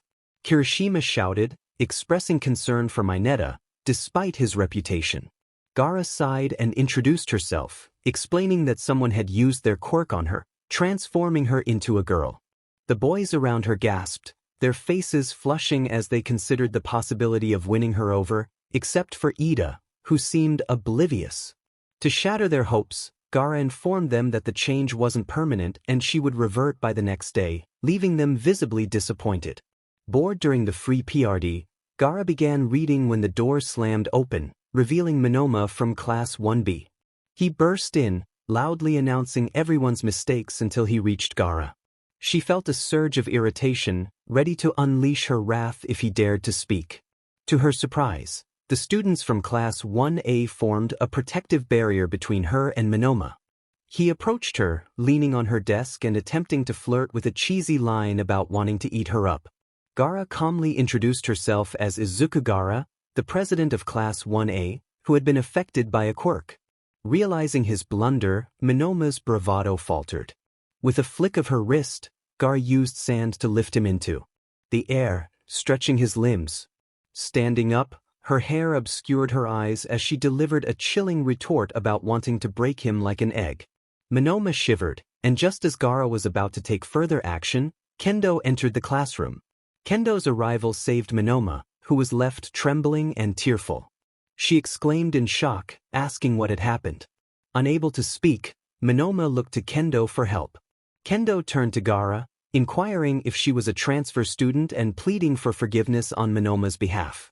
Gaara sighed, introducing herself again. Kendo looked confused as Gaara explained her encounter. After Kendo nodded in understanding, she left. The rest of the day passed with Aya whispering cheesy pickup lines, which Gaara planned to use against her the next day. Other boys, some unfamiliar to her, asked her out, but she ignored them, relishing their heartbroken expressions. Even a cartoon-faced blonde boy blushed at her but quickly looked away, prompting a mix of gratitude and frustration in Gaara as she enjoyed their reactions. Izuku spent the night contemplating how to calm a troubled child. He decided that a small animal might help, but worried about the potential attachment it could create. After consulting Aya, who suggested a parental figure, he opted to create a father clone for the sake of future bonding. He sent sand to Eri's location while she slept, and as the transformation took place, she began to stir, appearing cautious. When she woke up, she looked frightened at the sight of the clone. Izuku shifted his consciousness and sat at a distance, reassuring her that he wanted to help. Eri hesitated, questioning his intentions. Izuku smiled gently, explaining that he thought she was cute and wanted to see her smile. Tears filled her eyes as she expressed her feelings of being cursed and having a bad quirk. Frowning, he slowly approached her and asked if he could hug her. She seemed scared but eventually agreed, seeking reassurance that he wouldn't hurt her. With a soft embrace, he made sure to be gentle. Though he wished he could heal her, he lacked the necessary quirk. When he tried to pull away, he felt her grip tighten around him, prompting him to sit down and hold her close. Shifting his consciousness back to his original self, he rushed to Recovery Girl, explaining his intentions to help Eri. She allowed him to borrow her healing quirk. Izuku created a clone infused with the quirk and sent it to the Yakuza base before returning to Eri, who was still hugging him tightly. After a while, he absorbed the clone back into himself, gaining the healing ability. He used it on Eri, who murmured that she felt sleepy. He gently placed her on the bed, assuring her that he would be there and that she could touch his finger if she wanted to talk. Eri nodded, asking once more if waking him would result in harm. He shook his head, reassuring her. As she fell asleep, he shifted his consciousness back to his original body and returned Recovery Girl's quirk, thanking her for her help. He then set out to find a quirk that could nullify pain. After a long search with no success, he returned home feeling defeated. Suddenly, he felt a gentle poke on his finger, reminding him of Eri and the promise he made. He rushed back to his dorm, settled into bed, and shifted his consciousness to the Eri clone. Opening his eyes, he found Eri curled up on the bed, hugging her knees to her chest. Gaara cleared his throat, hoping to get Eri's attention, but instead, she jumped and hid under the bed. He reassured her, saying it was him, and soon her head peeked out from behind the sofa. She looked adorable, which made him laugh. When she tilted her head, it only added to her cuteness, prompting him to tell her how cute she was. Eri lowered her head and asked if that was a bad thing. He waved his hand, explaining that it meant she looked good, and she nodded in understanding. They continued to talk and eventually settled in for a cuddle session. As Eri fell asleep, he shifted his consciousness back to his real body and contemplated her quirk. He believed it was a good quirk, but she didn't seem to like it. Perhaps he could help her realize its value. However, he also considered the possibility that she might always feel insecure about it. If that were the case, he could take it away, but he needed to think of a suitable replacement. He envisioned giving her a healing quirk along with a pain nullification ability, ensuring she could still feel comforting sensations like hugs. With that decision made, he resolved to send his clones to search for those specific quirks among lifelong prisoners.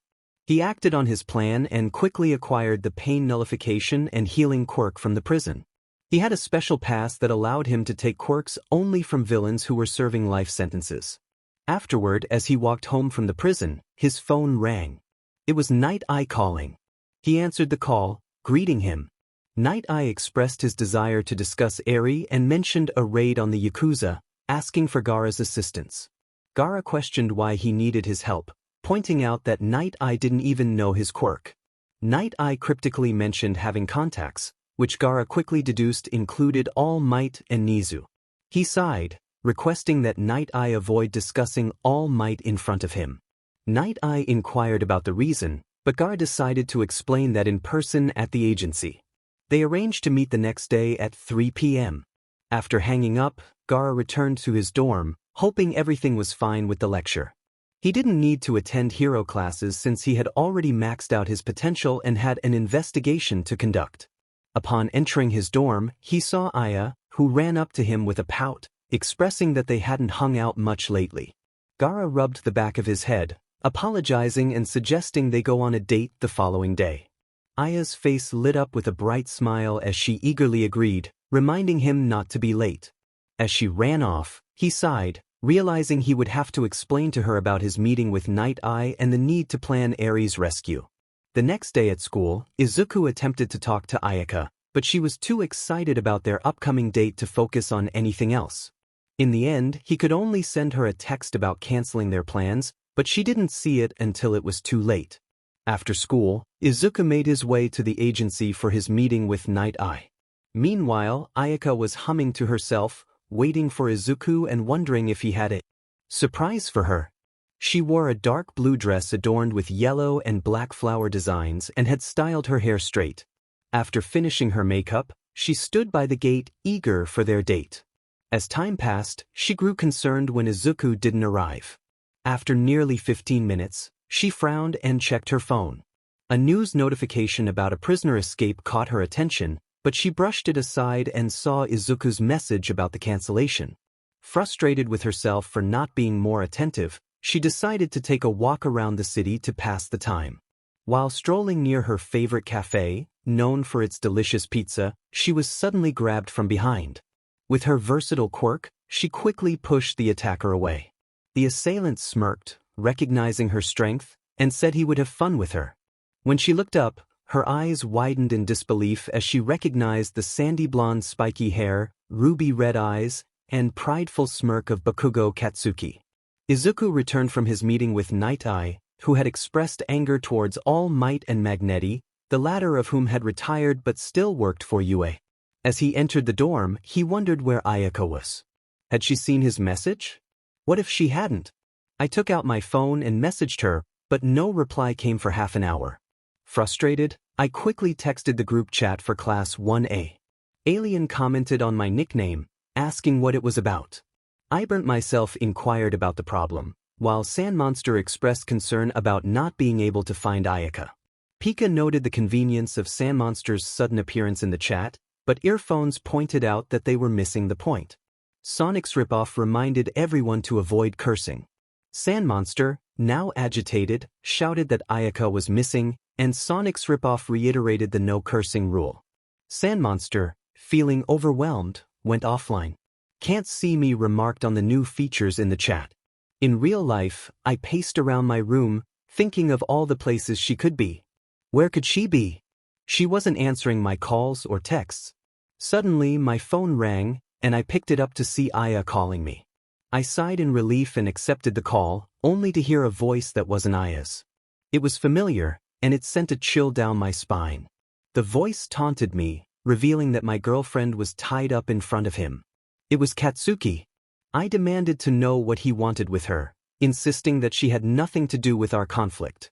He laughed menacingly, claiming he would hurt her until she begged for mercy, then abruptly ended the call. Fueled by rage, I sought help from Shikaku and entered the Mindscape to find him. He greeted me casually, and I explained my situation, asking for assistance. He expressed his surprise at my acknowledgement of our friendship and initially refused to help. I realized I had been neglecting him and apologized, promising to do better in the future. After leaving the Mindscape, I heard him snort before he went back to sleep. I created around 30 clones from sand and about 100 using twice Quirk to spread out and search for her. Then I remembered Ragdoll's Quirk and rushed to Aizawa's dormitory, where he stayed close to the grounds. When Cementosss opened the door, I quickly explained that Aya had been taken by Katsuki Bakugo and needed to find Aizawa. He widened his eyes in concern and let me pass, providing directions to Aizawa's room. I knocked forcefully on Aizawa's door, and his voice came through, distracted by something else. I yelled for him to come out and help me reach the Pussycats' camp to borrow Ragdoll's Quirk for searching. He quickly opened the door, looking surprised, and I filled him in on everything regarding Aayaka and Katsuki. He nodded, and I took off, creating a sand cloud to travel quickly. After 10 minutes at top speed, I landed, and Aizawa jumped out of the cloud as we rushed inside. I slammed the door open and saw Mandalay, while Aizawa explained the situation. I was granted permission to use Ragdoll's Quirk and focused on Aya, who directed me to search for a person.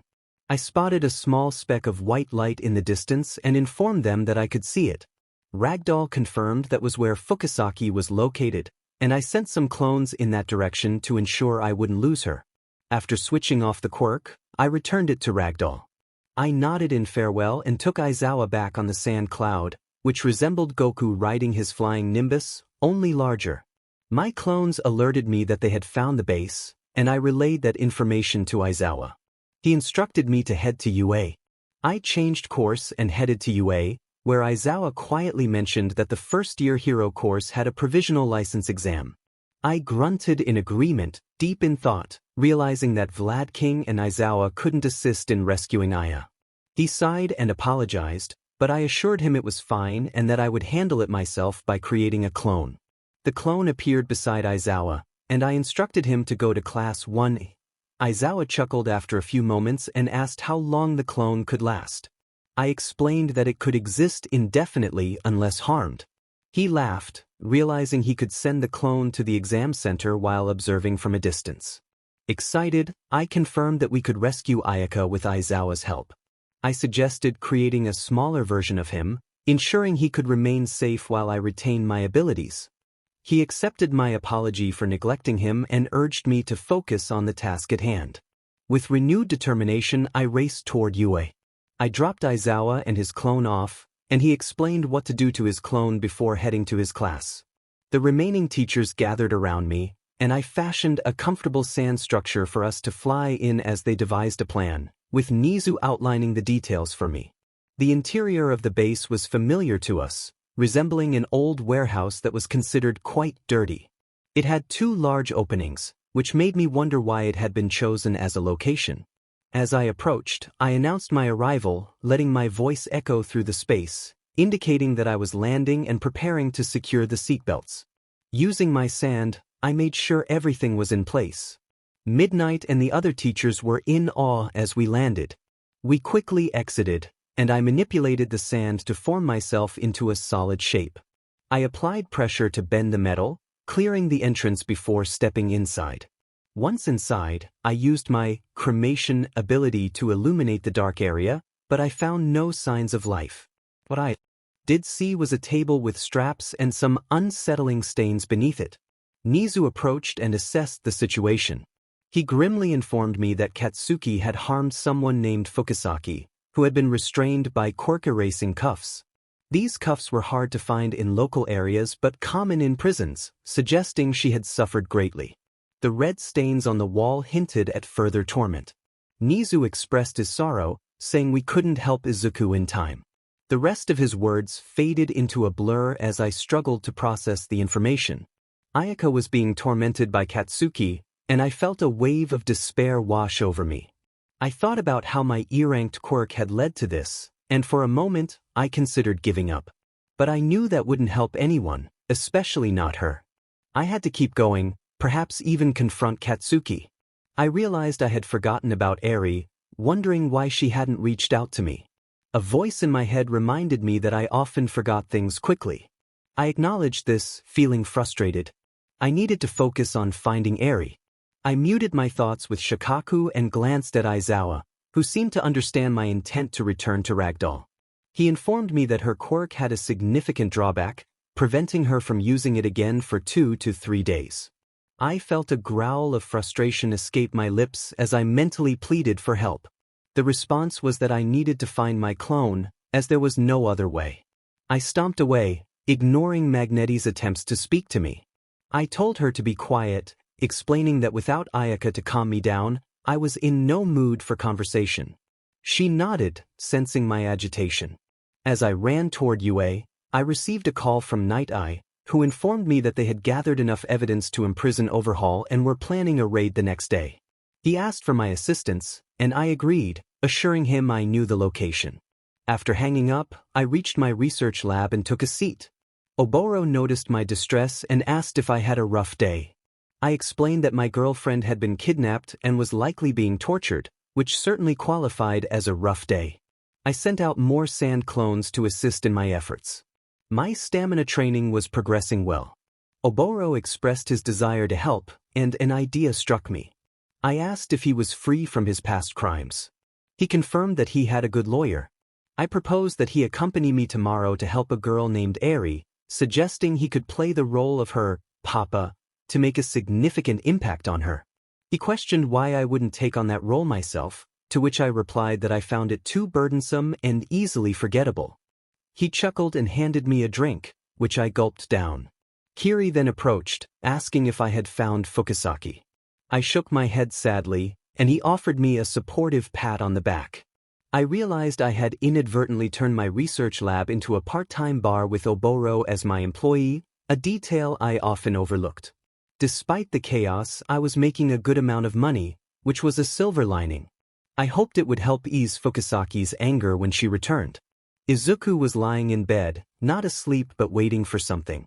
When he felt a gentle touch on his thumb, he recognized it was Eri. He shifted his consciousness and looked around, horrified by the blood-stained walls and Eri's tearful expression.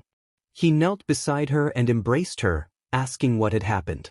She stuttered through her tears, explaining that she had been taken to a lab for a week. Her words ignited a fire of anger within him when she mentioned a new member with an explosion quirk. Connecting the dots, he realized Katsuki must have allied with Overhaul, who had also taken Aayaka. Eri continued, revealing that they referred to Aayaka as a product. This revelation pushed Izuku to the brink of fury, but he knew he had to remain calm for Eri's sake.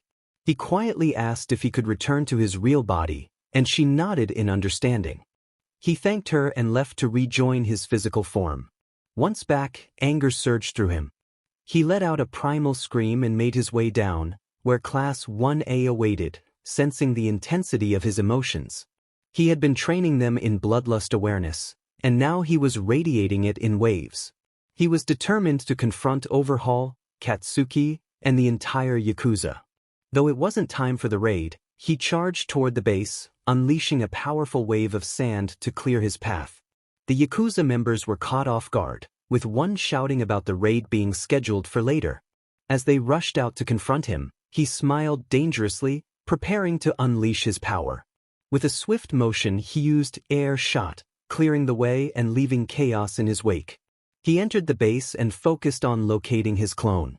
Once he pinpointed its location, he punched the ground, creating an opening and ordering his clone to shield Eri. He landed atop the solid sand dome, absorbing all the knowledge from the clone. Eri looked up at him and he smiled back.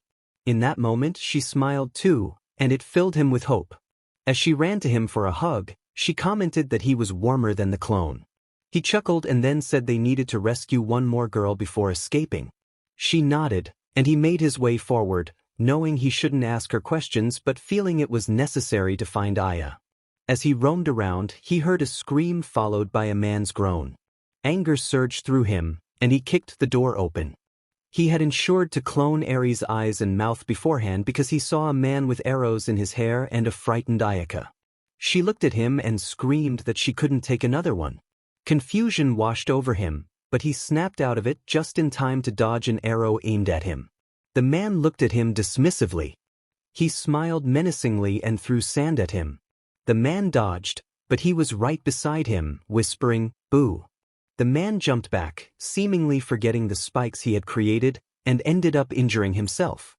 He granted the man hyper-regeneration, but the sand would tear at his skin each time it healed. The man's screams were music to his ears. He burned the tape and smiled at Aayaka, expressing his relief at finally finding her. He conjured some clothes and gestured for her to wear them, but she jumped back, confusion etched on her face. She stammered, asking who he was. He stiffened, shocked, and replied that it was him, Izuku, her boyfriend. Her confused expression deepened, and he was taken aback when he heard a chuckle behind him. Turning, he saw Katsuki Bakugo.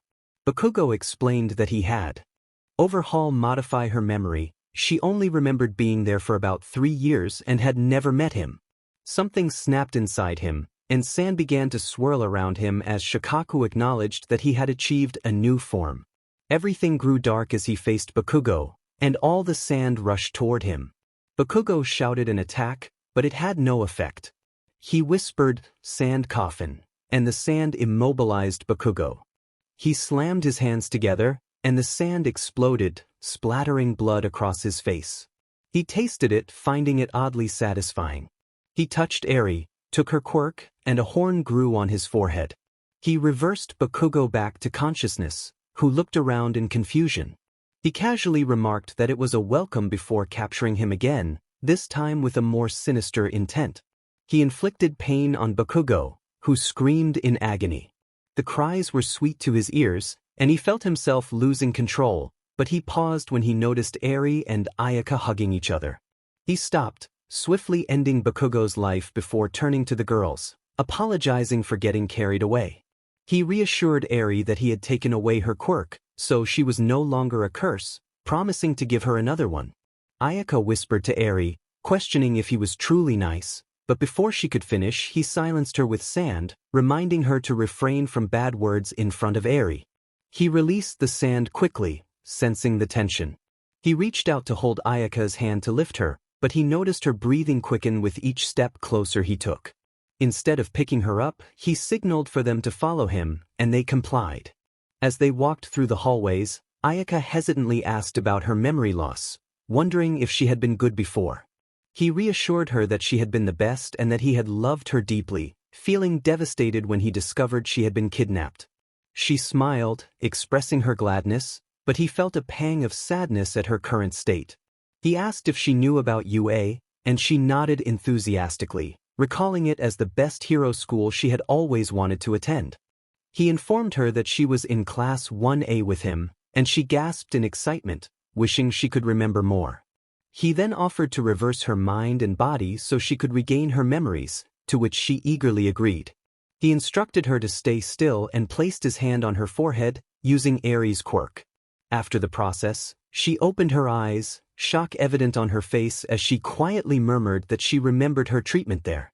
His eyes widened, but he quickly regained his composure, insisting they needed to leave. Outside he appeared calm, but inside he was panicking. Shikaku's voice echoed in his mind, questioning how this had happened when Eri's quirk was supposed to reverse things. He tried to focus on the task at hand, determined to deal with the situation. Suddenly he heard sirens, or rather, one of his clones did. He had placed a clone near Aayaka and Eri as a precaution, ensuring their safety. He closed his eyes and looked through the clone's perspective, witnessing the raid beginning. Stiffening, he received a call and hesitantly answered. Night Eye's familiar voice inquired about his location. He replied vaguely, suggesting that Night Eye would find out if he came to the base. Night Eye agreed to come, and he decided to search for Overhaul in the meantime. Just then, the walls began to shift, revealing Mimic from the 8 Precepts of Death. Mimic shouted an attack, but he smirked and countered with his own, unleashing a storm of sand that engulfed Mimic, dragging him into his domain. As Mimic stuttered in disbelief, he simply smirked and ended the confrontation swiftly. I removed the domain and placed the sand clones back near Aayaka and Eri, transforming them into jewels or positioning them around their bodies. The sand clones had formed a shield to protect them from the blast created by Izuku's sand. As I continued forward, I stepped into a room where Overhaul stood in the center. Without hesitation, I unleashed air shots infused with cremation's flames. He dodged them effortlessly, placing his hand on the floor and snarling, expressing surprise at my speed but asserting his superiority. As he touched the lifeless bodies scattered around, I realized they were the victims of my past actions. Merging with them, he transformed into a colossal, grotesque creature. He bellowed for Eri to be returned. I smirked, taking a fighting stance. Using air walk and sand manipulation, I leaped into the air. I noticed Izumi also jumping up, utilizing one for all. I created a smaller version of myself using Rewind, which rushed to Izumi and clung to her. It activated its quirk, causing Izumi to spark with yellow and green energy as she soared toward Overhaul, aiming a punch. Overhaul countered by extending 2 arms to block her explosive attack. Izumi then attempted a rather uncoordinated kick, leaving me puzzled about her condition. Suddenly, Uraraka arrived, touching Ryukyu in her dragon form, who then flew toward Overhaul. However, even Ryukyu's size was insufficient to take him down.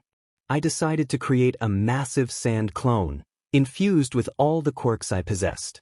As I charged at him, Overhaul's eyes widened in fear when I faced him, palm outstretched, unleashing blue flames. He cried out in pain, but I noticed a yellow barrier shielding him. Feeling a wave of drowsiness wash over me, I pressed on, using rewind to attempt to revert his monstrous form. He quickly regained his size, and as I prepared to strike, he blocked my punch and retaliated with a powerful blast using his numerous arms. I managed to defend against it, though my sand took some damage. Recovering swiftly, I kicked Overhaul into the air, leaping after him to touch him and absorb his quirks directly. As I delved deep into the clone, it unleashed all the cremation fire and made contact with Overhaul again while he was dazed, turning him into a marble, courtesy of Mr. Compress. Just before I could fully execute my plan, I felt a rock strike my head, but it was minor, so I brushed it off. I jumped down, reverting to my normal size and collapsing onto the ground, slightly exhausted from the effort of creating the massive clone. I hadn't anticipated how much stamina it would consume, and dizziness overtook me, leading me to drift into sleep. I felt a mix of happiness for Eri and concern for Aayaka, who still bore the memories of her past experiences, including the traumatic events of her treatment and rescue. She had grown wary of everyone, except for Eri and Izuku, often succumbing to panic attacks at the slightest touch and developing claustrophobia. In the days following the incident, Aayaka remained in her dorm room with Eri, while Aizawa provided updates on everything. Gradually, she began to trust Aizawa, but it took a month after the Yakuza incident for Izuku to remain in a deep slumber, worrying their classmates. In Izuku's Mindscape, he found himself training after the battle with Overhaul. He had previously spoken with Shikaku and realized that trying to wake up was futile. Unable to summon Shikaku outside his Mindscape, he utilized the quirks he had acquired from All for One to keep himself entertained. He constructed a television out of sand and connected it to the outside world through a clone, spending nearly 3 months in this state, unbeknownst to anyone else. Days passed, and Izuku's boredom reached its peak. He shouted in frustration, prompting Shikaku to suggest training. Izuku nodded, rising from his makeshift sand seat and turning away from the television to avoid damaging his only source of amusement. He created a dazzling fireworks display using cremation, compress, and airshot, followed by a series of energetic jumps while wearing sand armor. He generated numerous clones using twice Quirk and swiftly dispatched them, feeling a sense of accomplishment before sighing in boredom once more. Shikaku sighed and nodded, and then he was released from his jail cell. They got into their stances, and Izuku provided Shikaku with some sand before counting down. They rushed at each other, with Shikaku attempting to sweep Izuku with his tail. Izuku utilized his muscle fibers to jump up and evade the attack, but Shikaku smirked and caught him in his mouth. Izuku quickly created clones using his cremation ability, overwhelming Shikaku. As Shikaku coughed, Izuku managed to escape, commenting on the unpleasantness of the situation. Shikaku snorted, and soon blue fire rained down on him. The clones, held by Izuku's sand on the roof, were suddenly taken by Shikaku, prompting Izuku to pout. All the clones then burst into blue flames simultaneously while falling, causing Shikaku some discomfort. Izuku thought to himself that, despite his feelings about the quirk's original user, it was his now, and he needed to be cautious about using it near Aayaka. Using explosions to propel himself, Izuku attempted to reach Shikaku, but Shikaku was too quick, slamming his tail into Izuku's stomach and sending him flying. After regaining his footing, Izuku took a deep breath and enveloped his body in flames, increasing their intensity until he felt the heat. Opening his eyes, he noticed Shikaku smirking, realizing he was filling half the room with flames, nearly double the size of their common room dorm. Smirking back, he began walking, enhancing his muscles with muscular quirk. However, Shikaku slammed down all the sand he had, causing Izuku to crash to the floor. He spat out some blood but quickly ran toward Shikaku with incredible speed. Using his drowsy quirk, Izuku made Shikaku sway unsteadily. He jumped up, enlarging his hand with flames and delivering a powerful right hook to Shikaku's jaw. Activating his super move, Absolute Dodge, he fired all the sand bullets coming toward him. Using the confession quirk, he asked Shikaku where his weak spot was, to which Shikaku replied that it was his forehead. Izuku sent some of Ayaka's clones using twice Quirk, and they employed air manipulation to blind Shikaku by directing air into his eyes. Flexing his muscles, Izuku jumped up, using sand to enlarge his hand and applying cremation to his elbows for an extra boost. He struck Shikaku squarely in the forehead, causing Shikaku to stumble before finally collapsing and losing consciousness. Sighing, Izuku sat down in front of the TV, reflecting on Shikaku's words about time in this realm being equal to the outside world since he hadn't come here willingly. Aayaka entered the hospital room again, having spent around a month with Izuku in a coma. She whispered that she was beginning to trust Momo, who always protected her from Monoma's harassment.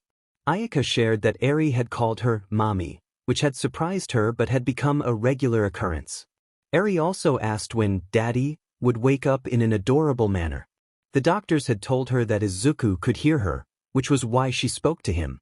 She had notes from the past month, but she felt they wouldn't be necessary since Izuku was smart, even if not the best chef. She wished for him to wake up, expressing how much she missed him.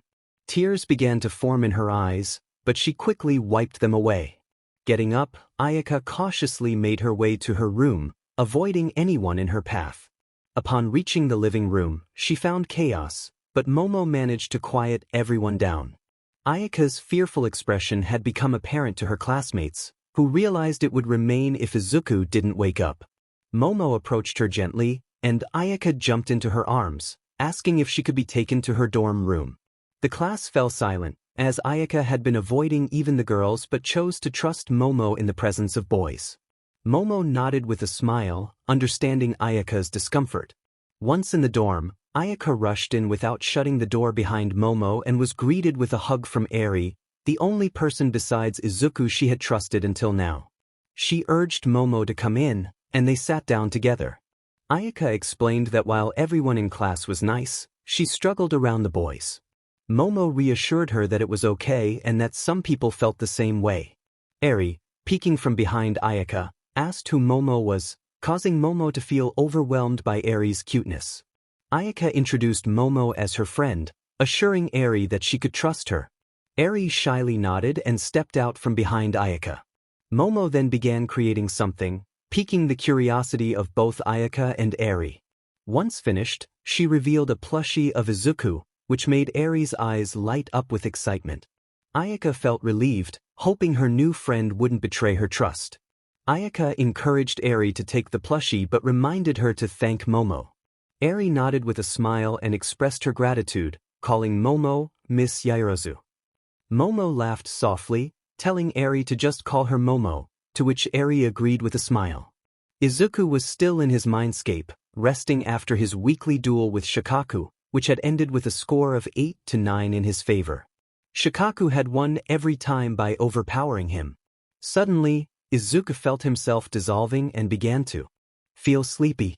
Shikaku looked at the protagonist and smiled, noting that they seemed to be waking up.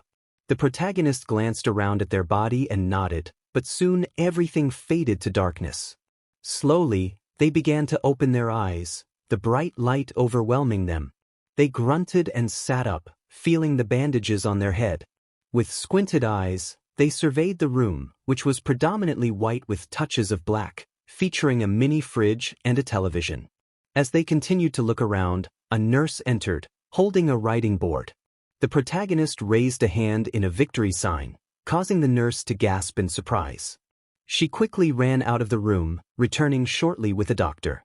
He conducted some checkups and instructed the protagonist to rest in bed, which they complied with before he stepped outside. Moments later, Aayaka burst through the door, worry etched on her face. She rushed over and hugged the protagonist tightly, tears streaming down her cheeks. Despite her ability to fly, her speed was astonishing. The protagonist glanced at the doctor and wondered how she had arrived so quickly. The nurse answered on his behalf, explaining that Aayaka had visited every day for the past 5 months, usually around this time, making it fortunate that the protagonist had woken up now. She added that the protagonist had a wonderful girlfriend and should take care of her. The protagonist acknowledged this, admitting to having failed once but vowing not to let anything happen to her again. The nurse smiled, and Aayaka looked up with teary eyes, prompting the protagonist to brace for a potential outburst. However, instead of yelling, she tilted her head and asked what had happened and why the protagonist was covering their ears. The protagonist, taken aback, stammered in disbelief that she didn't want to yell at them. Aayaka shook her head, and the protagonist mumbled that her lack of anger seemed unusual. This seemed to trigger more tears in her eyes as she asked if they no longer loved her. The protagonist quickly reassured her, affirming their love for her. The doctor and nurse had left by this point, and Aayaka looked up, asking if the protagonist was serious. They smiled as best as they could before hugging her gently. She hugged back and then stood up, asking if they wanted to meet Eri and her new friend. The protagonist guessed the friend was Momo, and Ayaka's eyes widened in excitement as she confirmed that they could hear her. They both smiled and began to head to the forms. Upon reaching the dorm, the protagonist opened the door, only to hear a shout declaring an attack due to their weakened state. With a sigh, they noted that they could only control a small amount of sand while still recovering, but it was enough to defend themselves. The protagonist dashed toward Denki, sliding to avoid Bakugo and Siro's attacks. Mina attempted an acidic punch, but the protagonist dodged, causing her to crash into Kirishima. They sent sand toward Denki, but Todoroki intervened by covering the ground with ice. The protagonist recognized Todoroki's flaw in solo work, which hindered his team performance. Todoroki's attack trapped the entire classroom except for Aayaka, allowing the protagonist to escape. Denki finally sneezed, causing the melted ice to create a surge of electricity that shocked everyone in the room. The protagonist chuckled and took Aayaka back to their dorm, reassuring her that everyone was okay despite her initial fear. As they entered the dorm, Eri rushed toward them but froze upon seeing the protagonist. Her face lit up with the biggest smile, and she jumped into their arms. The protagonist barely caught her and chuckled as she exclaimed that they were back. Eri then asked if the protagonist could be her dad now. The protagonist eagerly agreed, promising to take her to amusement parks and enjoy ice cream secretly without her mother. Aayaka pouted, expressing her desire for ice cream too, and they all shared a light-hearted laugh. Unfortunately, their joyful moment was interrupted by the teachers barging in. Eri and Aayaka froze in surprise and jumped into the protagonist's arms, but they used their sand to catch them gently. Turning to the teachers, the protagonist inquired how they could assist. The teachers looked confused, and Midnight exclaimed in disbelief that the protagonist had just woken from a coma and this was their response.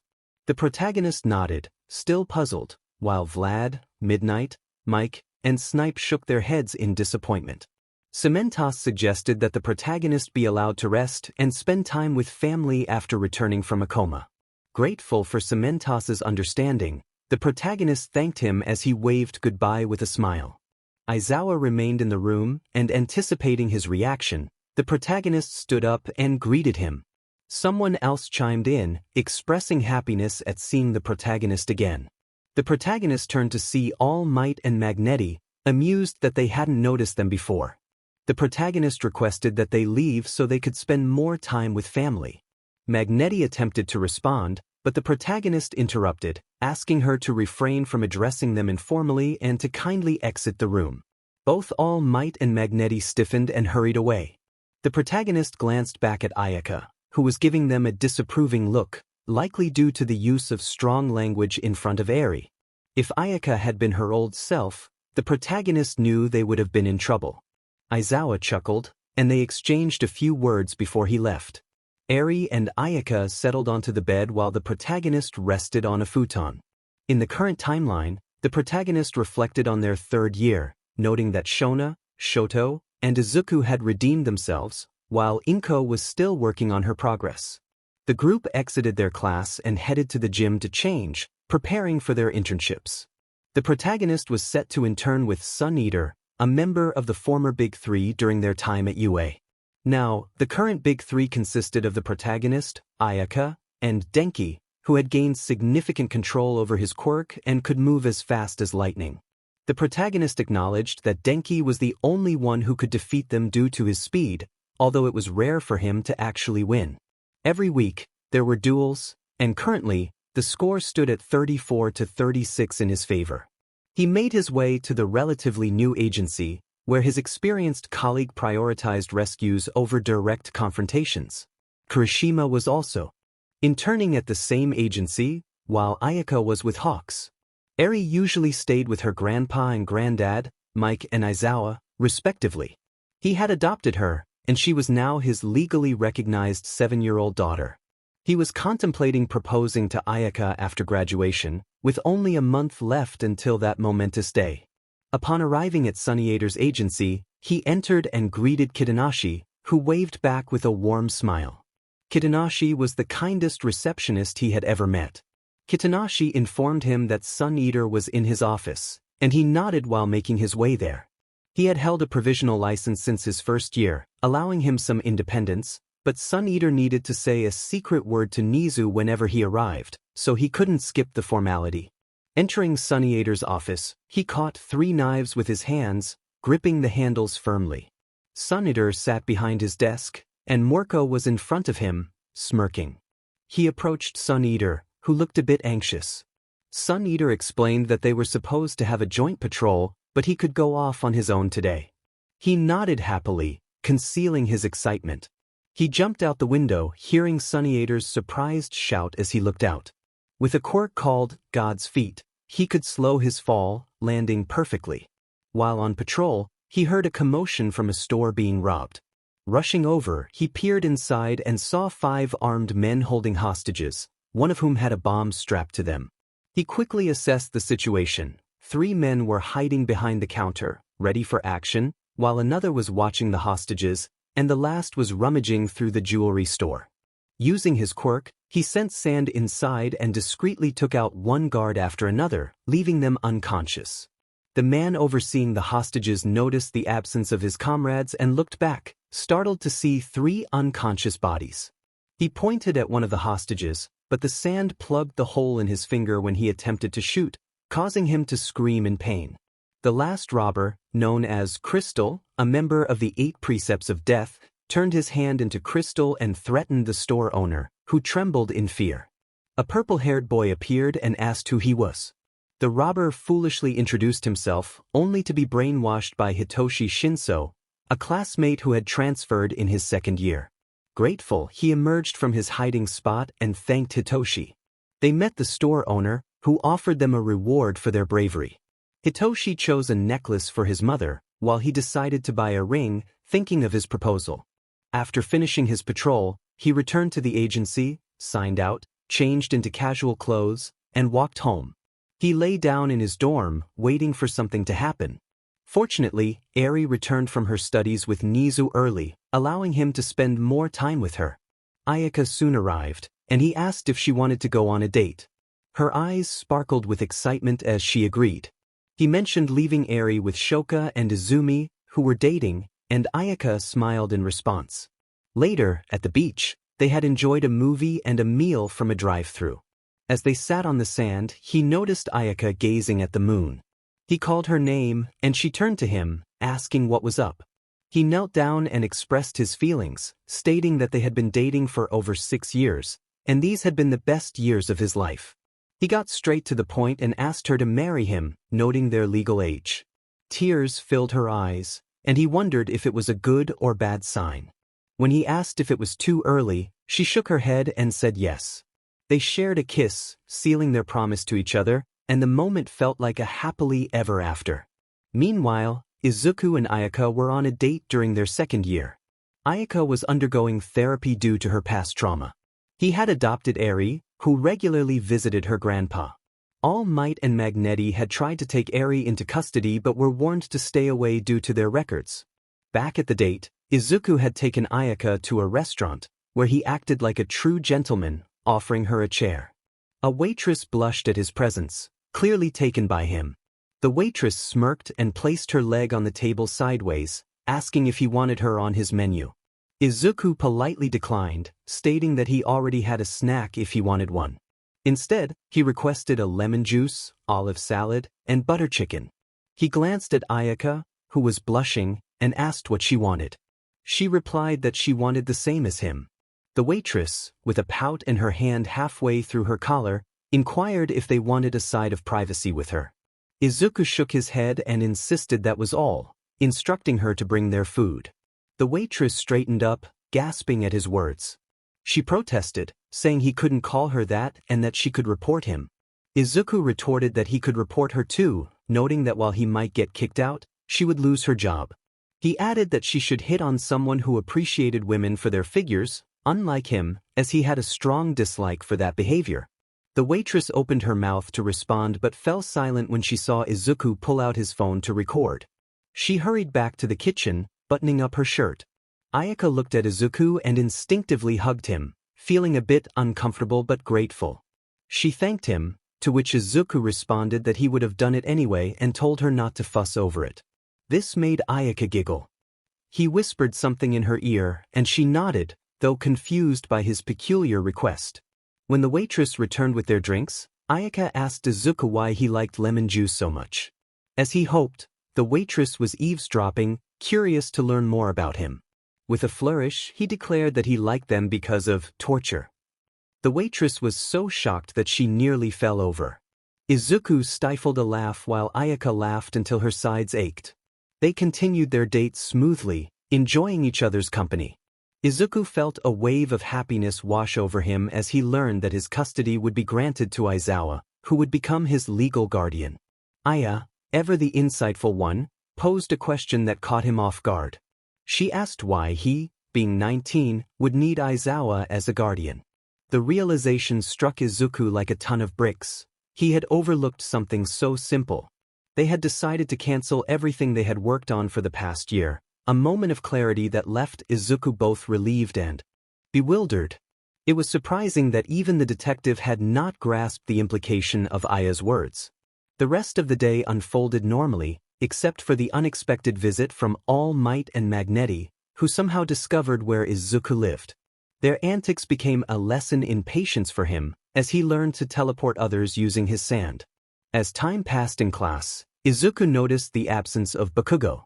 Aizawa entered the room, his demeanor grumpy as he addressed the students. He mentioned the ongoing discussions about Izuku's adoption by his uncle, and then he dropped a bombshell. Aizawa informed the class that Katsuki Bakugo had been expelled from UA.